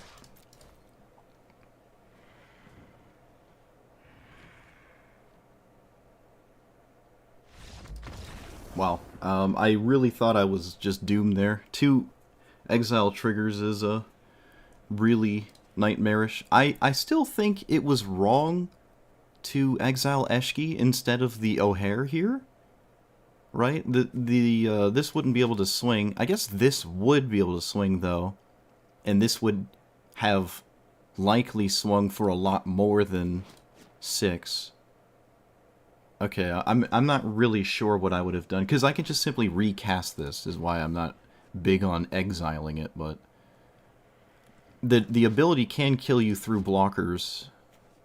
I don't know, it's debatable if it even mattered. I just probably would have taken out the O'Hare, so it didn't have a chance. Like, if I had Cyclonic Rift or something, I guess then at that point nothing matters. Yeah, look at that. This 12/12 coming in super clutch. That was crazy. I really think it's usually gonna... This is usually lights out. Exiling 2 of my largest creatures is very devastating in this format, but look at all this nonsense we vomited into play this turn. Even if they got another turn, it would, they would only have a maximum of 3 spells. So, we're sitting real pretty here. Wow. Nuts. Yeah, I know it scales. Like, Eshki gets larger and larger as it happens. It's just, I just feel like the O'Hare going away forever is something to genuinely consider there. But alright.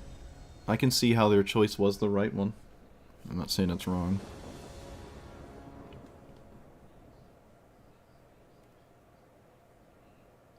This is Cotus. Alright, it's kind of a weird thing to play against Cotus, so I'm going to mulligan. I wouldn't say it's bad, though. Have we played Delighted Halfling yet? I feel like I haven't. Feel like I have not.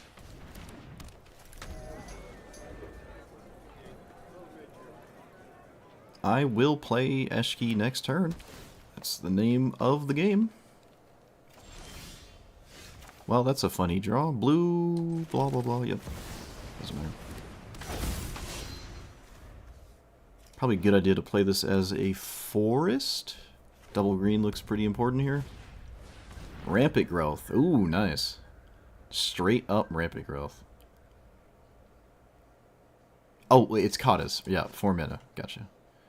Always play it on turn 3.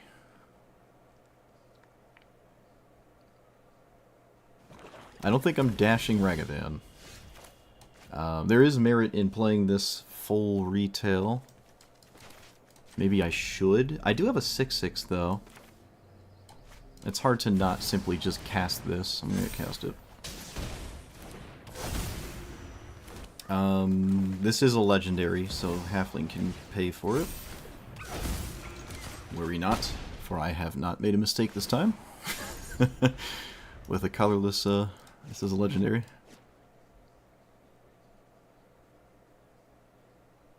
It ain't doing much attacking right now, though.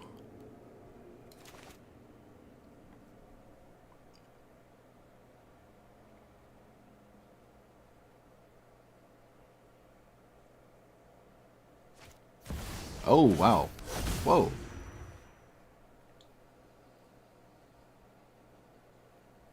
Hardened bonds? Maybe. Feel like taking 5 damage there sort of just ends your own existence. I'm not really sure what the idea was there from the opponent. I don't think that was a good idea. They just took 5 damage from a permanent that probably would not have come into play in any relevant sense this game, so I don't really see the idea there. They could have killed my commander and... Okay, yeah. Very, very, very strange. Very strange. They just took 5. Maybe they thought they were only taking 3? I don't know. I just don't think this comes off suspend or impend. Oh, I don't think it's ever impending before it matters. Yeah, that had to have been a misplay. Maybe there's a sweeper or something. No. Is there another removal spell? No. All right. Strange. They had the rampant growth, and for some very, very unusual reason, decided to not cast this. Like, you had the rampant growth. I feel like that's the entire point of playing rampant growth there. Also, when you have green in your deck, you don't really have to play Feed the Swarm. I don't hate this card, but I think black and green have access to much better things, right? But all in all, I think maybe Feed the Swarming my pseudo do-nothing enchantment was probably a mistake there. This could have just been Dedge, so, alright. Very well.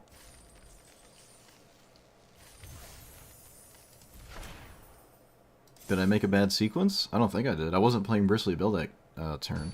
Wait, could I have killed them? No, I got a trigger from casting the 5-drop. Yeah, no, I don't think Bill was lethal there. Alright, so Wash Away is categorically insane, but the rest of this is not. But this is so good that I should probably keep it. No, I mean, I kind of have to actually still play the game. Ugh. Ugh. I don't know. I probably should just blitz for a counterspell. Everything else is pointless and dumb. One can make the argument. Alright. Let's go get stuff.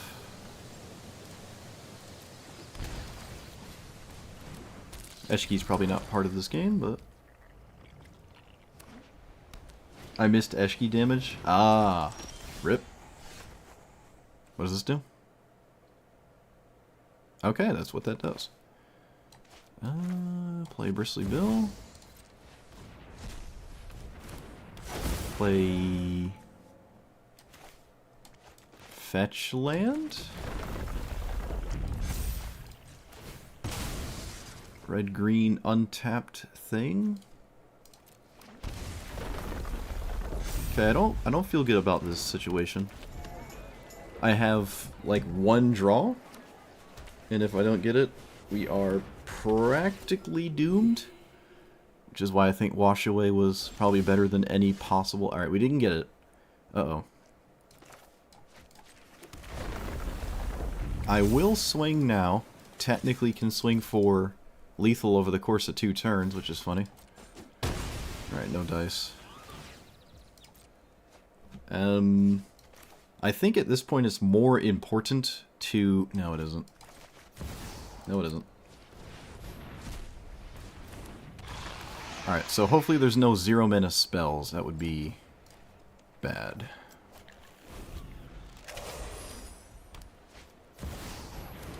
Wow, someone that played it quickly. Look at that. They also played actual creatures before they got to this point in the game.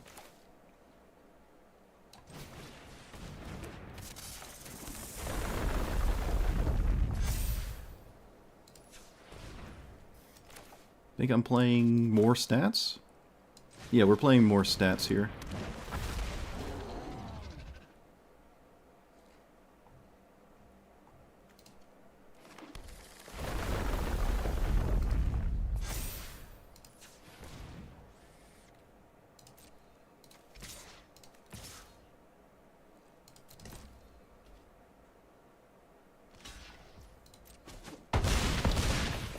I mean, you could be right, but you could also be extremely wrong.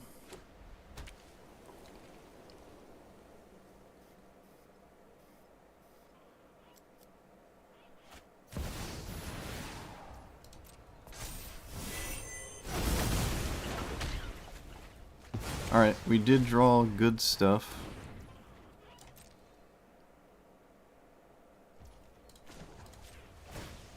Cyclonic Rift is probably backbreaking. I don't think I have to play it right now. Yeah, I definitely don't have to play it right now. Let's play this.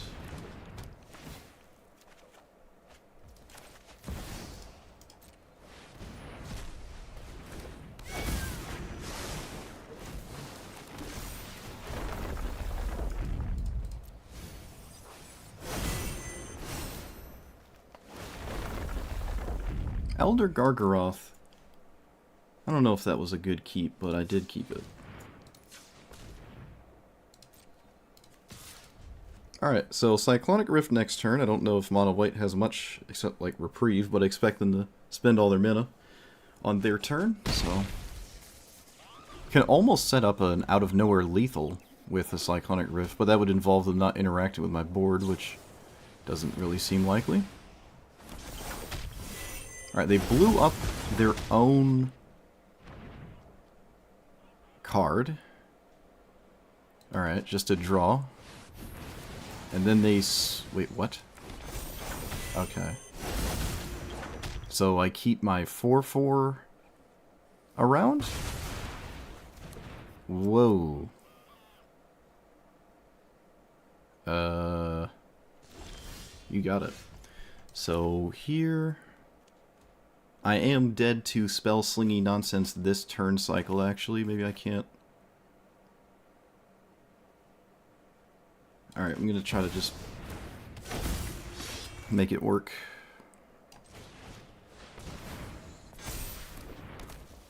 I have 1, 2, 3, 4, 5, 6. Should probably go ahead and just windmill this now. This is probably a good idea, one would argue. It was. It actually was. Look at that. Yep, they have to commit 4 mana to cast this, or 6 mana to cast 2 of these. If they play a land, they could, I guess, cast both of these. But at this point, I probably just pull ahead.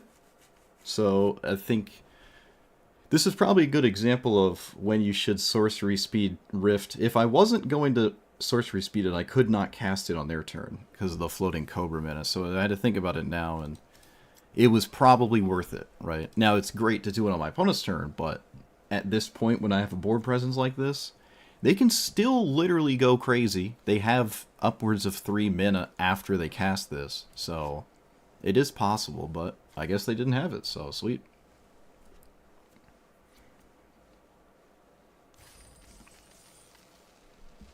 Also, a very weird chunk of cards from the opponent. Don't think that makes River's Rebuke better. They also blew up their own enchantment, which made me cast Eshki and Cyclonic Rift. If they kept that around, I could not cast both.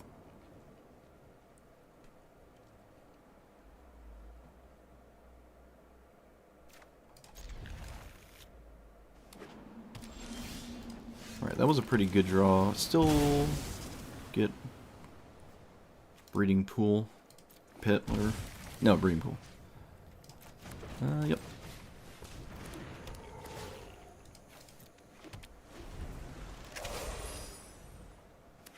I can name red. Yeah, I can. I also beat Wash Away.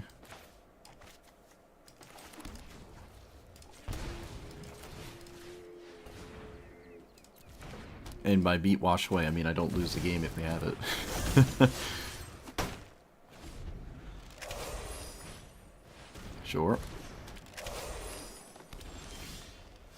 Alright, so my commander is a copy of this thing. I have never seen this card in my life, but that seems really cool. So, Birds of Paradise?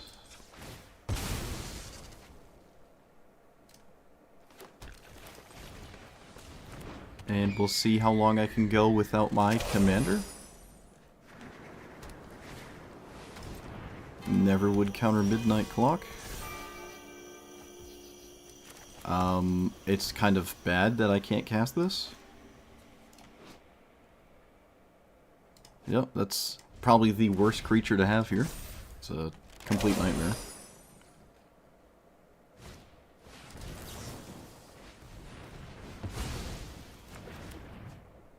It's an absolute nightmare to not have that. Oh, alright, well, things are looking slightly less bad. So, green, green. Can I cast Ghalta? No.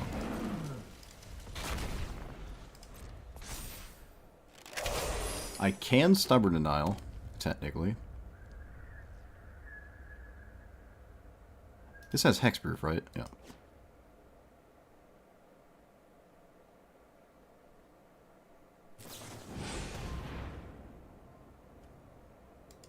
Okay.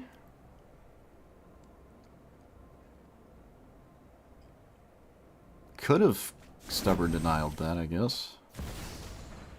Okay, yeah. That's incredibly annoying.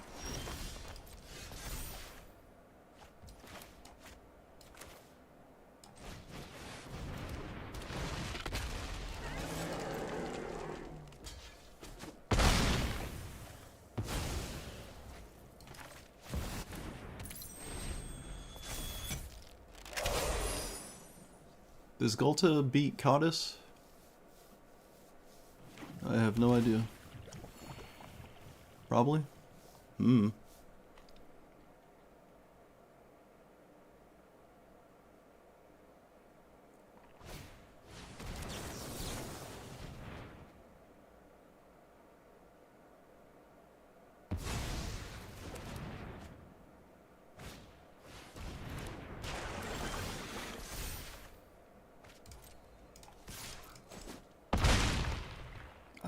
I'm gonna hold the land.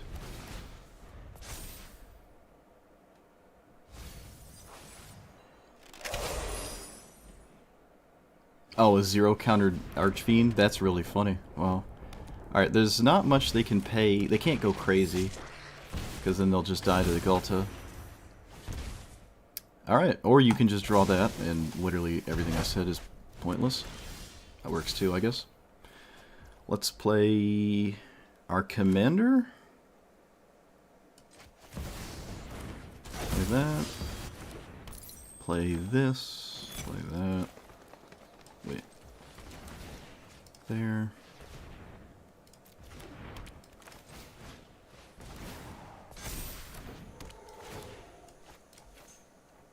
Yeah, we're gonna just put that in play. Alright, well, they're at 3, and I'm not dead to Bolus's Citadel, and they also can't proceed to use it, so... This doesn't have haste. Unstoppable Slasher must be blocked, I believe. Okay, well, of course. Can also just have everything ever perfectly. Why not?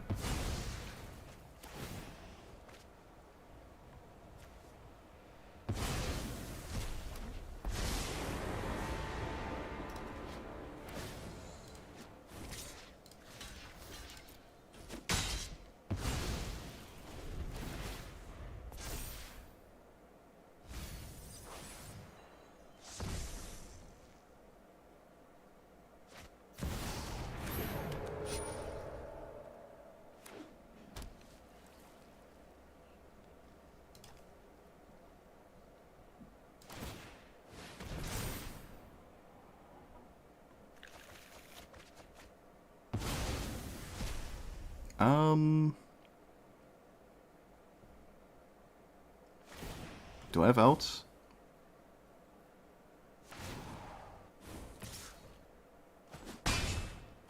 Doesn't feel like it. Neither does my opponent's deck remotely feel like a Kotis deck. Like they didn't do anything with Kotis at all. Okay, of course we don't draw an out. If I drew a creature that had enough power, my opponent would die, right? If I drew a power 6 card here, they would just die.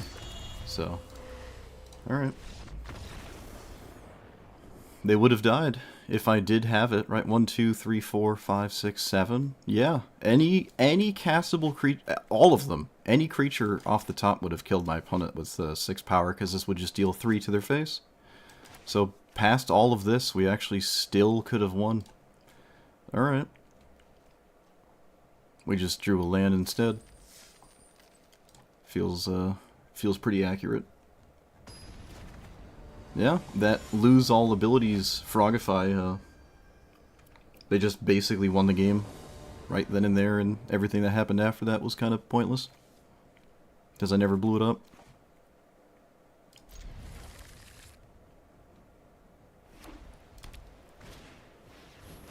So far, every person who started with the planes has had a 1-drop. At least people are doing that. At least doing that right. Authority is interesting. Authority is interesting.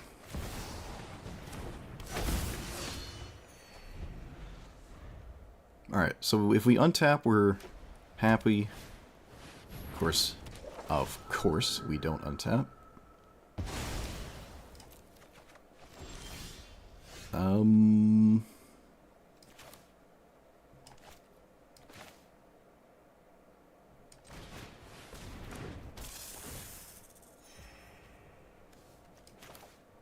There is nothing to do here.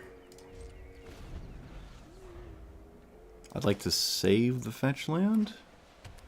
I could have played it. I don't know, it's not turn 5.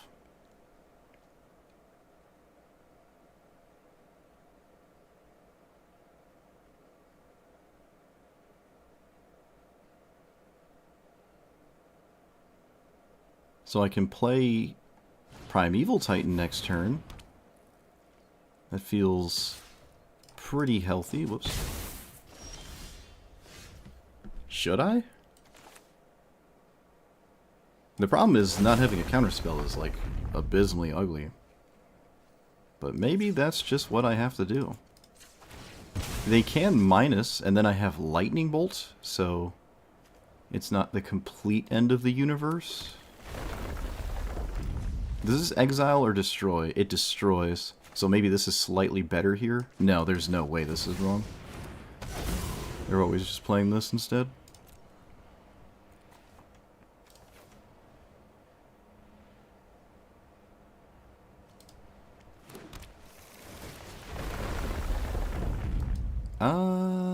Wayward Swordtooth. I can do better than that. I can definitely do better than that. And we swing. Alright, so hopefully they just play out their commander and then I just lightning bolt it. I don't know what else they could possibly do. That makes sense. What else is... It makes 2 1/1s. Does that defend you adequately? No, it...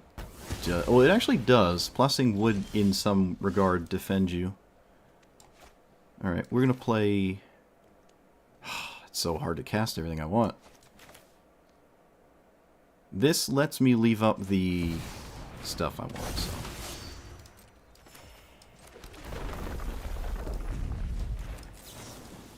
Let's go ahead and do that.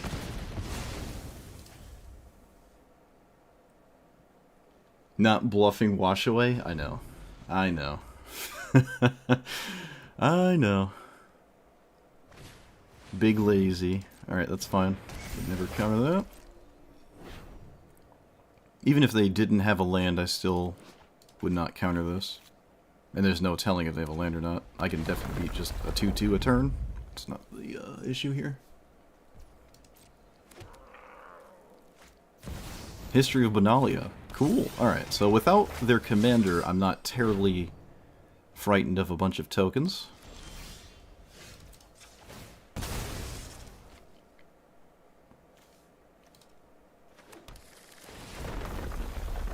Bristly Bill, probably too late for that. One would argue.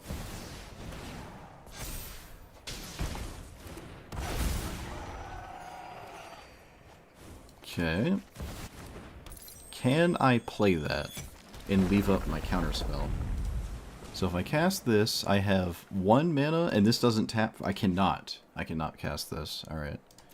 Well, in that case, we have no business trying.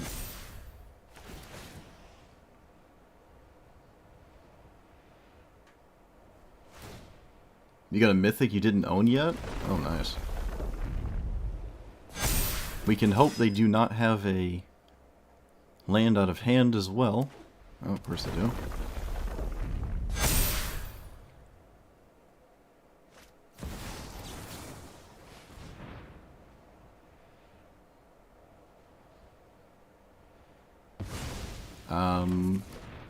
Kinda need to draw something. Wait, does this attack make sense? Oh, it does. Alright. I was dead in one attack anyways, but the flying is gonna kill me.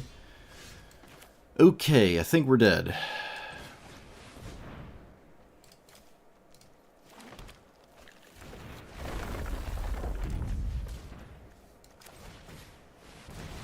Looking pretty dead here. Mill the Elspeth? How do I do it? How do I do it? Oh no! No! Wait, oh, wait a minute. No, you can redirect it to your command zone. That actually doesn't... They would just recast it. Oh, you scared me for a second. That was like a permanent answer? Are you serious? No, no, no, no. When it goes from the library to the graveyard, they can just put it in the command zone and cast it. It would actually give them a different draw, so it might actually just not be the right thing to do. Might not have been the right thing to do. Alright, I'm going to take the Cub and Bill out. Unless they're early, I haven't really been excited about them. I mean, that's a good look, though. I mean, the desert to me was like, yeah, out of spite I could have done it. Maybe they misclick. We didn't give ourselves the out of a misclick. We really didn't. I want slightly more 4-power creatures, but I don't feel like I need a ton, honestly. I really don't feel like I need a ton. How do you filter by power 4? Yeah, I don't think we had any way to shuffle it. You had me excited, though.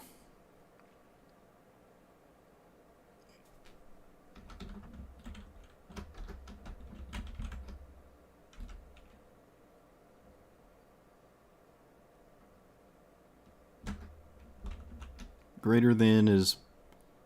The arrow always points to the smaller side. Yeah, greater is that one. Greater than 4. Alright. Yeah, Goreclaw's in here. It has not once come up and mattered, but it is in here.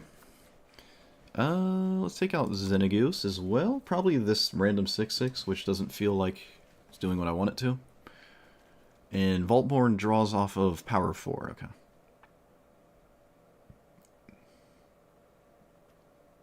This is a very cheap power 4 creature. I actually kind of like that. It sort of cycles itself, triggers my commander, but it itself is not really that useful. The best thing is the cheap green creatures, to the surprise of no human on Earth. Oh, there is this thing, too. I mean, that's probably just worse than the blue thing we were looking at, though. I do love me a Phoenix. Yeah, Bone Crusher Giant's also reasonable. The small Hazoret, too? Baby Hazoret? No. That's a lie. That is a lie. Yeah, Bone Crusher's fine.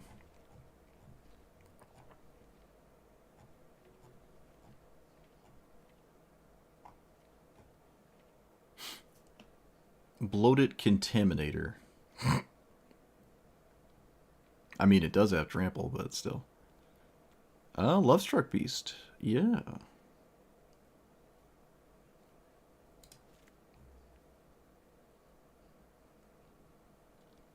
Probably this thing.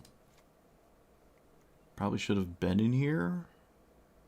I don't really care about Prowling Thingy. Maybe I do, actually. This is probably okay, too. Yeah, that's fine.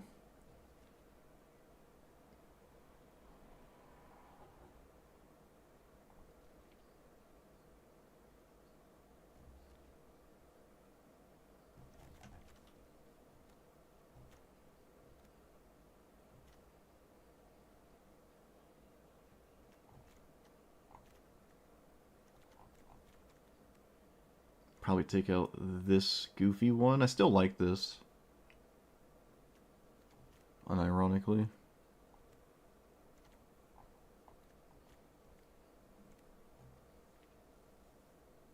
Gemrazor can technically mutate, so that would count, and I don't hate its ability. Okay, I would argue Gemrazor is probably better than this thing, unfortunately.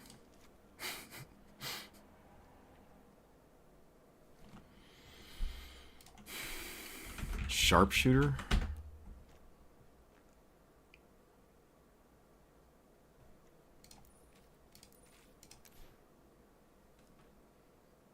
Oh.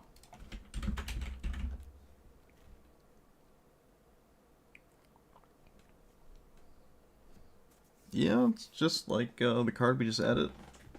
Could probably run this too. Surely there's another card that doesn't look great. Nullhide has, I wouldn't say been annoying. It's I don't know. I think it's just too good for the commander to pass it up, but definitely not necessary.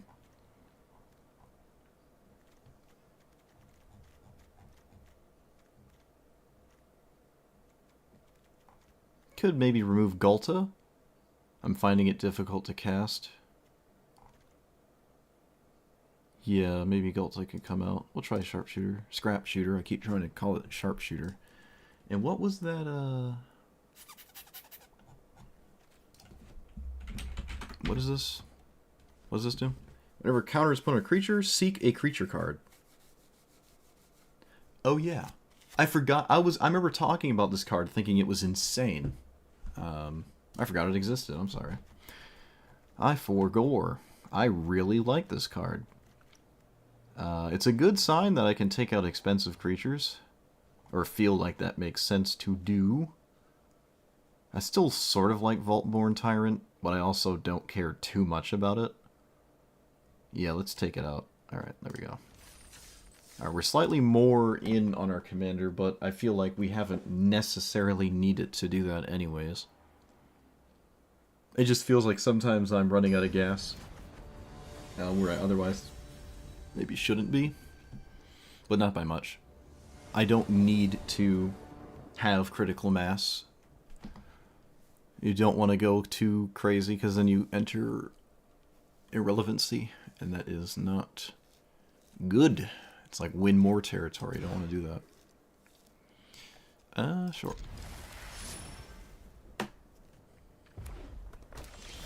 Oh, they didn't have a 1-drop. A lot of players have had 1-drops this, just today. Okay.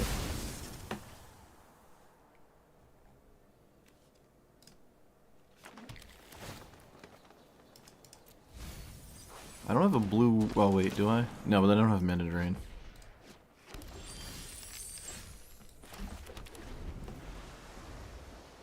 That is a strange dragon, but it is a dragon.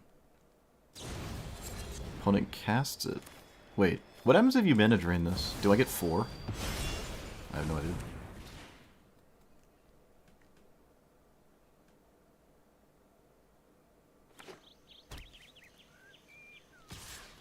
Could run the Triome. Haven't felt like I needed it. Have not felt like I needed the Triome, in all honesty. I only get 2. Tragic. So... Well, there's no way I don't take that advantage. Reading pool and random thing. Yeah, I've never felt like I've needed the Triome. I'm sure you could just replace a forest, though. I just really want to dodge tap lands. I really want to dodge tap lands. Like, a lot, so...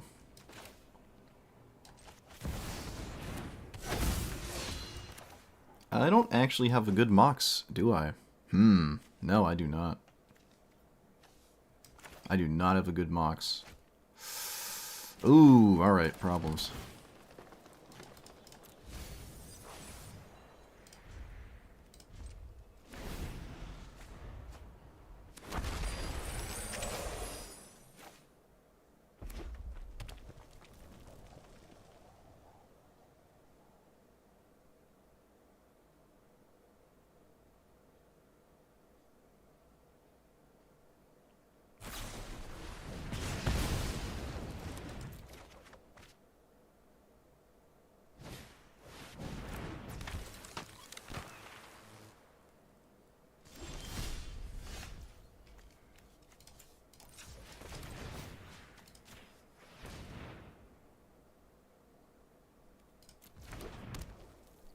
Let's play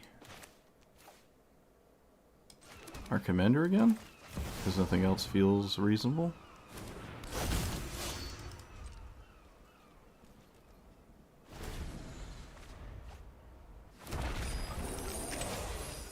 Well, the red player has more mana and is drawing more cards than the blue-green player. No way. And then they have that.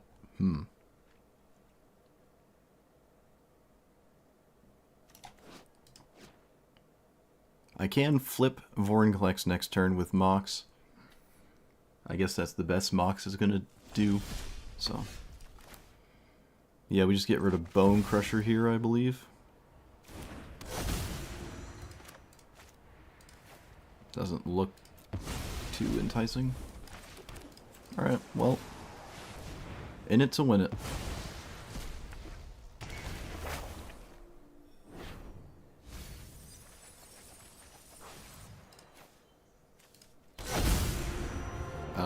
Not the most exciting hits, but they do exist. They do exist.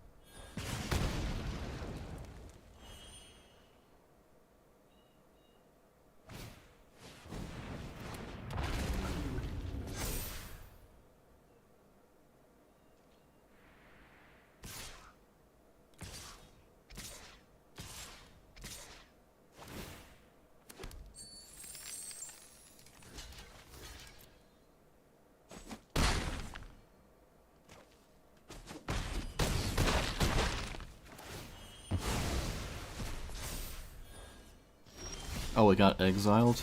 Of course it did. Of course it did. No.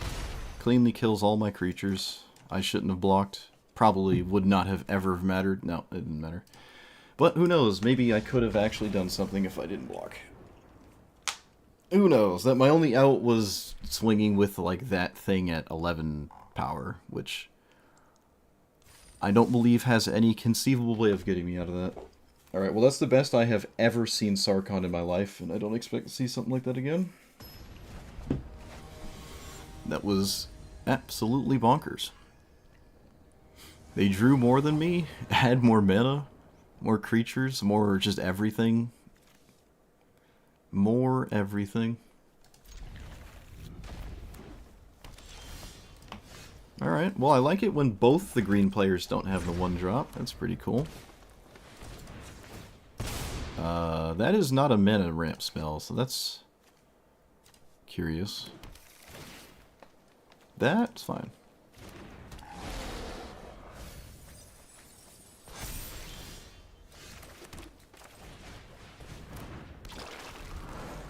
Oh, it's Slime Against Humanity. Sure. That does let me do what I want, but the slimes can run away rather quickly. It's another opponent who has one of the like 4 mill cards you could possibly have early. A little tragic there. I think whatever I'm doing involves taking a turn off to do that, so.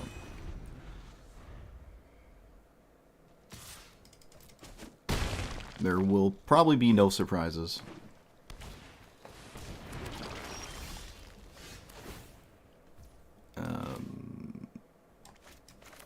Should I play Cultivate? Do I have time? No, I don't think I do.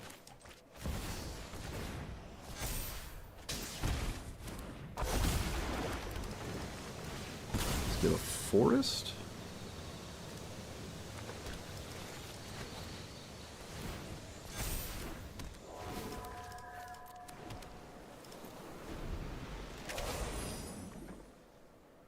Yeah, they weren't running them, but if they were, that would in fact make sense. Yeah, you are right.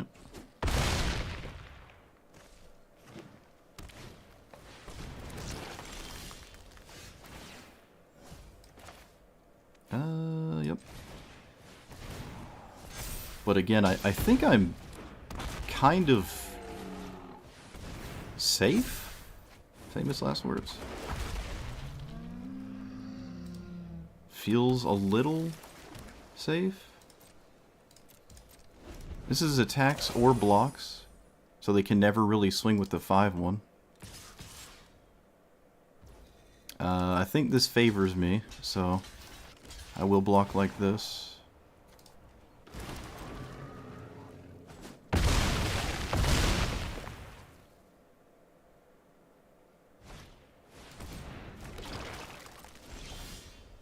Okay.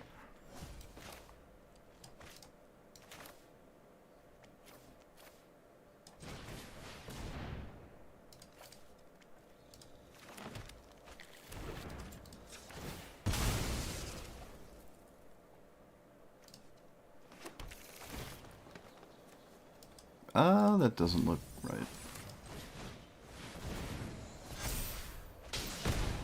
I will also kill my opponent pretty soon with Eshki just simply existing.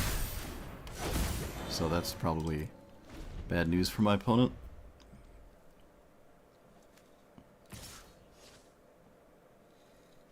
Yeah. Slime Against Humanity does keep me honest, right? I have to actually play stats, but it doesn't interact with Eshki, and this does sort of outscale their slimes, and when you're stuck really only swinging with the largest one, it feels really bad. I'll probably just double block this one here with these two, and then you're at like a 1-for-1 trade with an 8/8 feels really, really bad, so nice, yeah. And all of this, even, like, none of this would have mattered if they didn't have an early mill spell. Because if they started at 1, there's just a non-existent chance to victory. So they, like, need to mulligan for something that mills to actually get the first few to have meaning. I don't know if I like it more than the rats. I think maybe the rats are scarier. I feel like the rats are scarier. But that's a different color.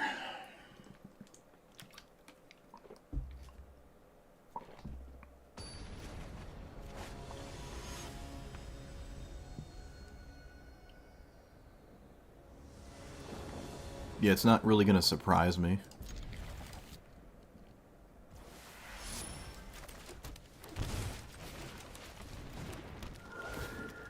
Like there's no tricks or anything. Other than, I guess, early mill. Uh-oh, they have swords? Uh-oh.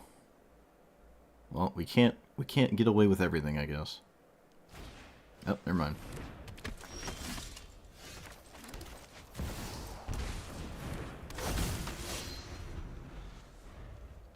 They basically have to play the Mana Rock, in my opinion. No, looks like we're not. Killing Eshki is... Well, Eshki wasn't doing anything here, so... Taking a turn off to deal with it feels fine to me.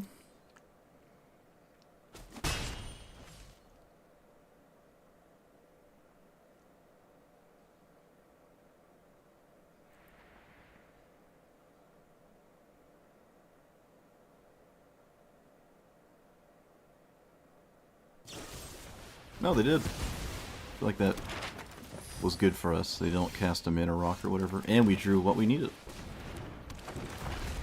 Let's get another green? No, I think another blue. Yeah. And I will do this. I think I'm casting Brainstorm here. That's good, but I don't have a land.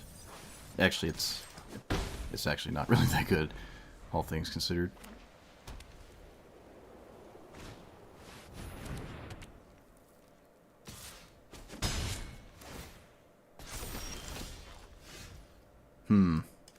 Well, we like this situation. We like this situation a whole lot. Garruk's Uprising. I'm gonna fetch anyways, but I guess it's fine to keep in there. Let's swing with both of these. And we probably win off of a counterspell. It's extremely likely we just win. But we'll see. They can't not play their commander. I mean, they can, but... the mono-white beatdown strategy without their commander feels a little weird. And I'm sure there is a Mana Rock, because they really thought about this removal spell. So... I think everything leans into them trying to blitz this out.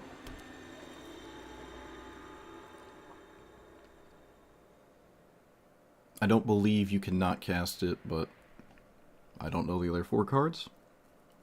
I feel like you just have to cast it.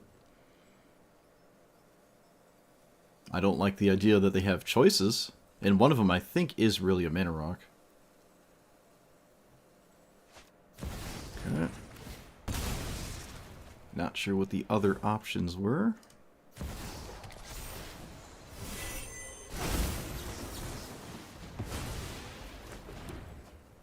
Yeah. Look at that. Lamb just instantly loses to the first counterspell. I could probably have 6 lands, 1 counterspell, and people are just going to concede when it gets countered. So I really don't know what else is going on here that made them really think about it. They thought about this turn a lot, and they thought about this turn a lot. I don't know. Is aggro hard to play? No, this one makes sense. This makes sense. Right? Because you either have a mana... It has to be a Mana Rock in hand. And they're like, alright, well, I get to play this a turn earlier, but I ignore my opponent's commander, but I can just kill it and maybe just skip the Mana Rock. But, yeah.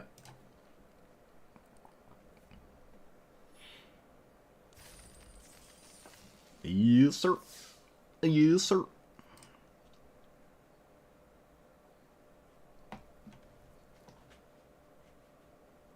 I don't know, was Pac that busted? It feels bad when you lose against it. It can win fairly quickly, but I don't know if it's not really up there for me in terms of the insane things that exist in Historic Brawl. I'm not totally blown away. Like, I would genuinely argue Llanowar Elves is better than Pac. So, like, are we going to get rid of this card? No. I don't think... I don't really have a problem with Bach. It also feels pretty beatable with a fair amount of strategies that it can expect to play against. Oh, it's Ragavan. I think I let it hit me. I could just play a 6/6 here, though. No, we could play this, actually. No, what? I don't know what to do. Let's just play... Yeah, I'm gonna play this. I'm just gonna play it. It gets in the way, and if they kill it, I draw a card. Look at that. Look at that. They just kept the old turn 1 Ragavan, and it wasn't good enough. But in all honesty, like I say, every time this comes up, it's not as good as it was earlier. It's not really gonna get there on its own like it used to. It's funny though.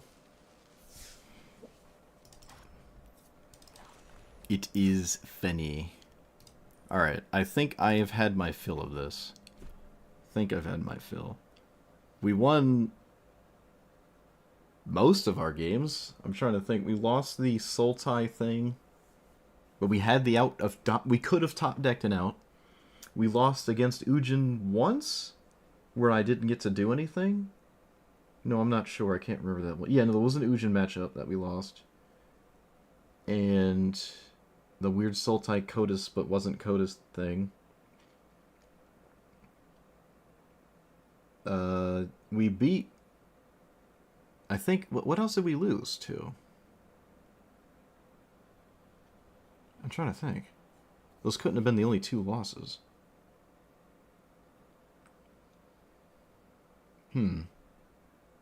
Maybe it's a good sign I don't remember the losses, but I remember the wins. So, this was extremely successful in this little midweek thing where, again, the only difference is these are the commanders you can play from Dragonstorm. And the weird alchemy ones, not just the Dragonstorm specific set, but I lost like 3 times. Okay, so yeah, there were a few losses there. One of them I can't remember, but I know there were more than 2 losses. But there were definitely more wins than losses, so I'll take that. This was... Yeah, I ended up changing it quite a bit as well with a lot more things to do with this.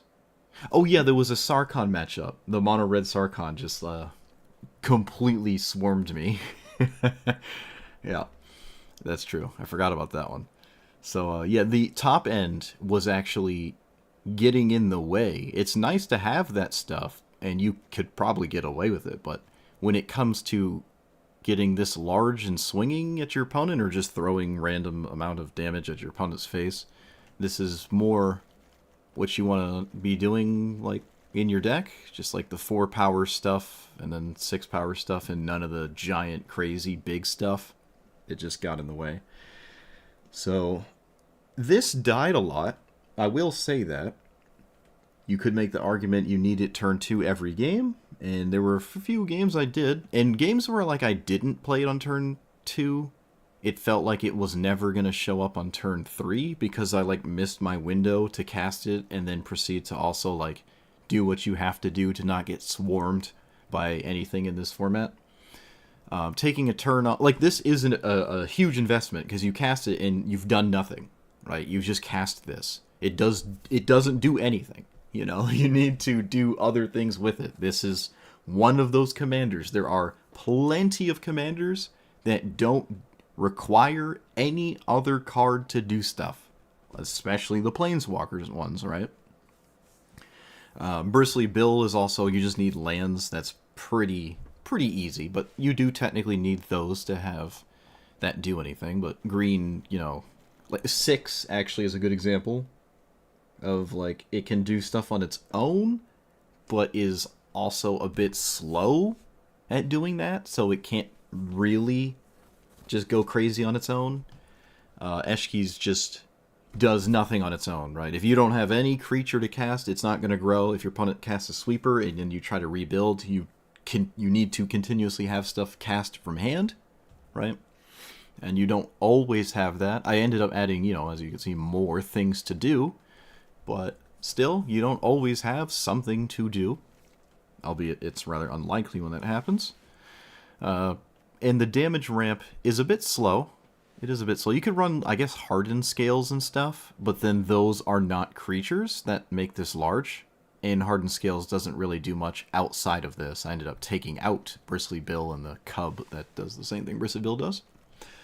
So I think you really want your cards to actually care about this. And those cards should also be pretty decent on their own. Like, Pock is definitely good. Goreclaw did not really do much.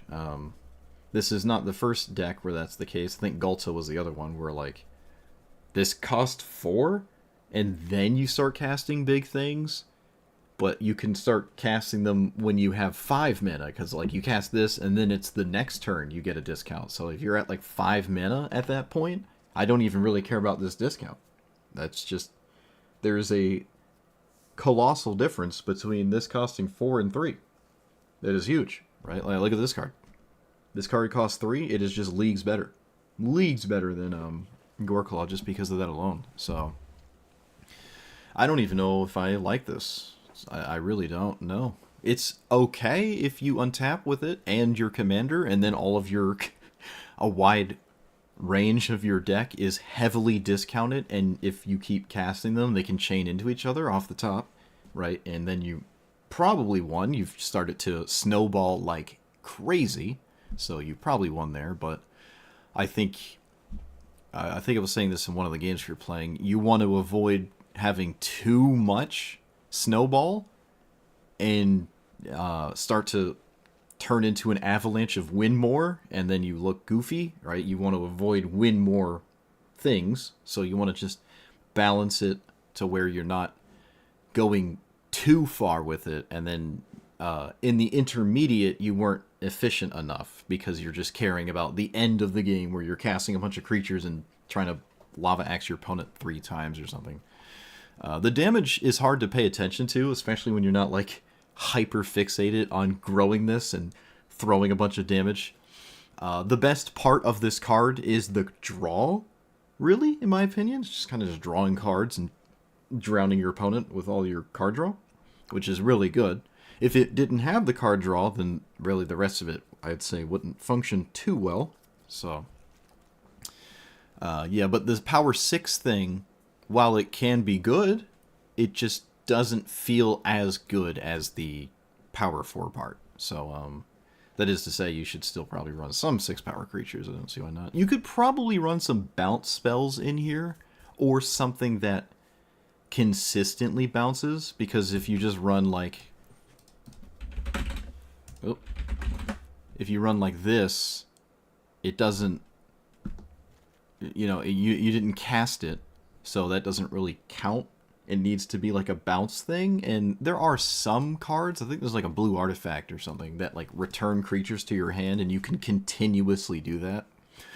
If you only have like one spell that just casts as a bounce spell, you would rather that card be a Power 4 creature itself, and not just this bounce spell to bounce a different Power 4 card. You have the same thing happening, it's just you require that one bounce spell to have a different card in your hand. Sure, you can bounce your opponent's stuff, but I don't know if that's really ideal there. So it's kind of all-in-ish to me, and a bit vulnerable, which is balanced. I actually like this card in terms of balance. It doesn't feel busted crazy, and it doesn't feel weak. It feels pretty solid. And if that's because it's green and not like Jeskai or something, so be it. But it's a cool strategy. I like it. I think it's more interesting than like Gulta, probably. You're just drawing cards and casting mid-rangey things instead of casting mid-rangey things and then a giant 12/12. We didn't play against the wider range of opponents we could have, so there are probably some pretty bad things to consistently bump into playing this. But when it comes to specifically Dragonstorm commanders and the Alchemy ones and stuff, nothing felt terrible, right? So, I mean, the event just started, so what I'm saying about the midweek thing for this deck specifically, if you want to play that strategy, I would suggest either this or my list of Ujin, probably the big one. This can outrace Ujin. This can outrace it and grow too big for other things. Maybe Lam, the 4-mana white creature is like the main pain point in this midweek thing for this commander, but you can just counter that card and then just probably win instantly when you do that. So Stubborn Denial could just be a Strixhaven counterspell or whatever it's called, and just specifically for Loom, and feel good that way. So do recommend, did like. The deserts were more annoying than they weren't, but I was really trying to cast this, and I never did. This card has still eluded me. I have never cast it. It has not happened yet. I think I've milled it and gotten my desert, but I don't think I've ever actually cast it. I say it's a really good card. I like it. It just never comes up. We had the deserts and everything, so that's that. So let me know what you thought about it. Like, comment, subscribe, and I'll see you guys next time. Thanks for watching. Yeah, that's it. That's all I've got, chat. I will see you guys next time. I will see you next time. Everyone have a good day, night, evening, morning thing, breakfast, lunch, dinner, all at once.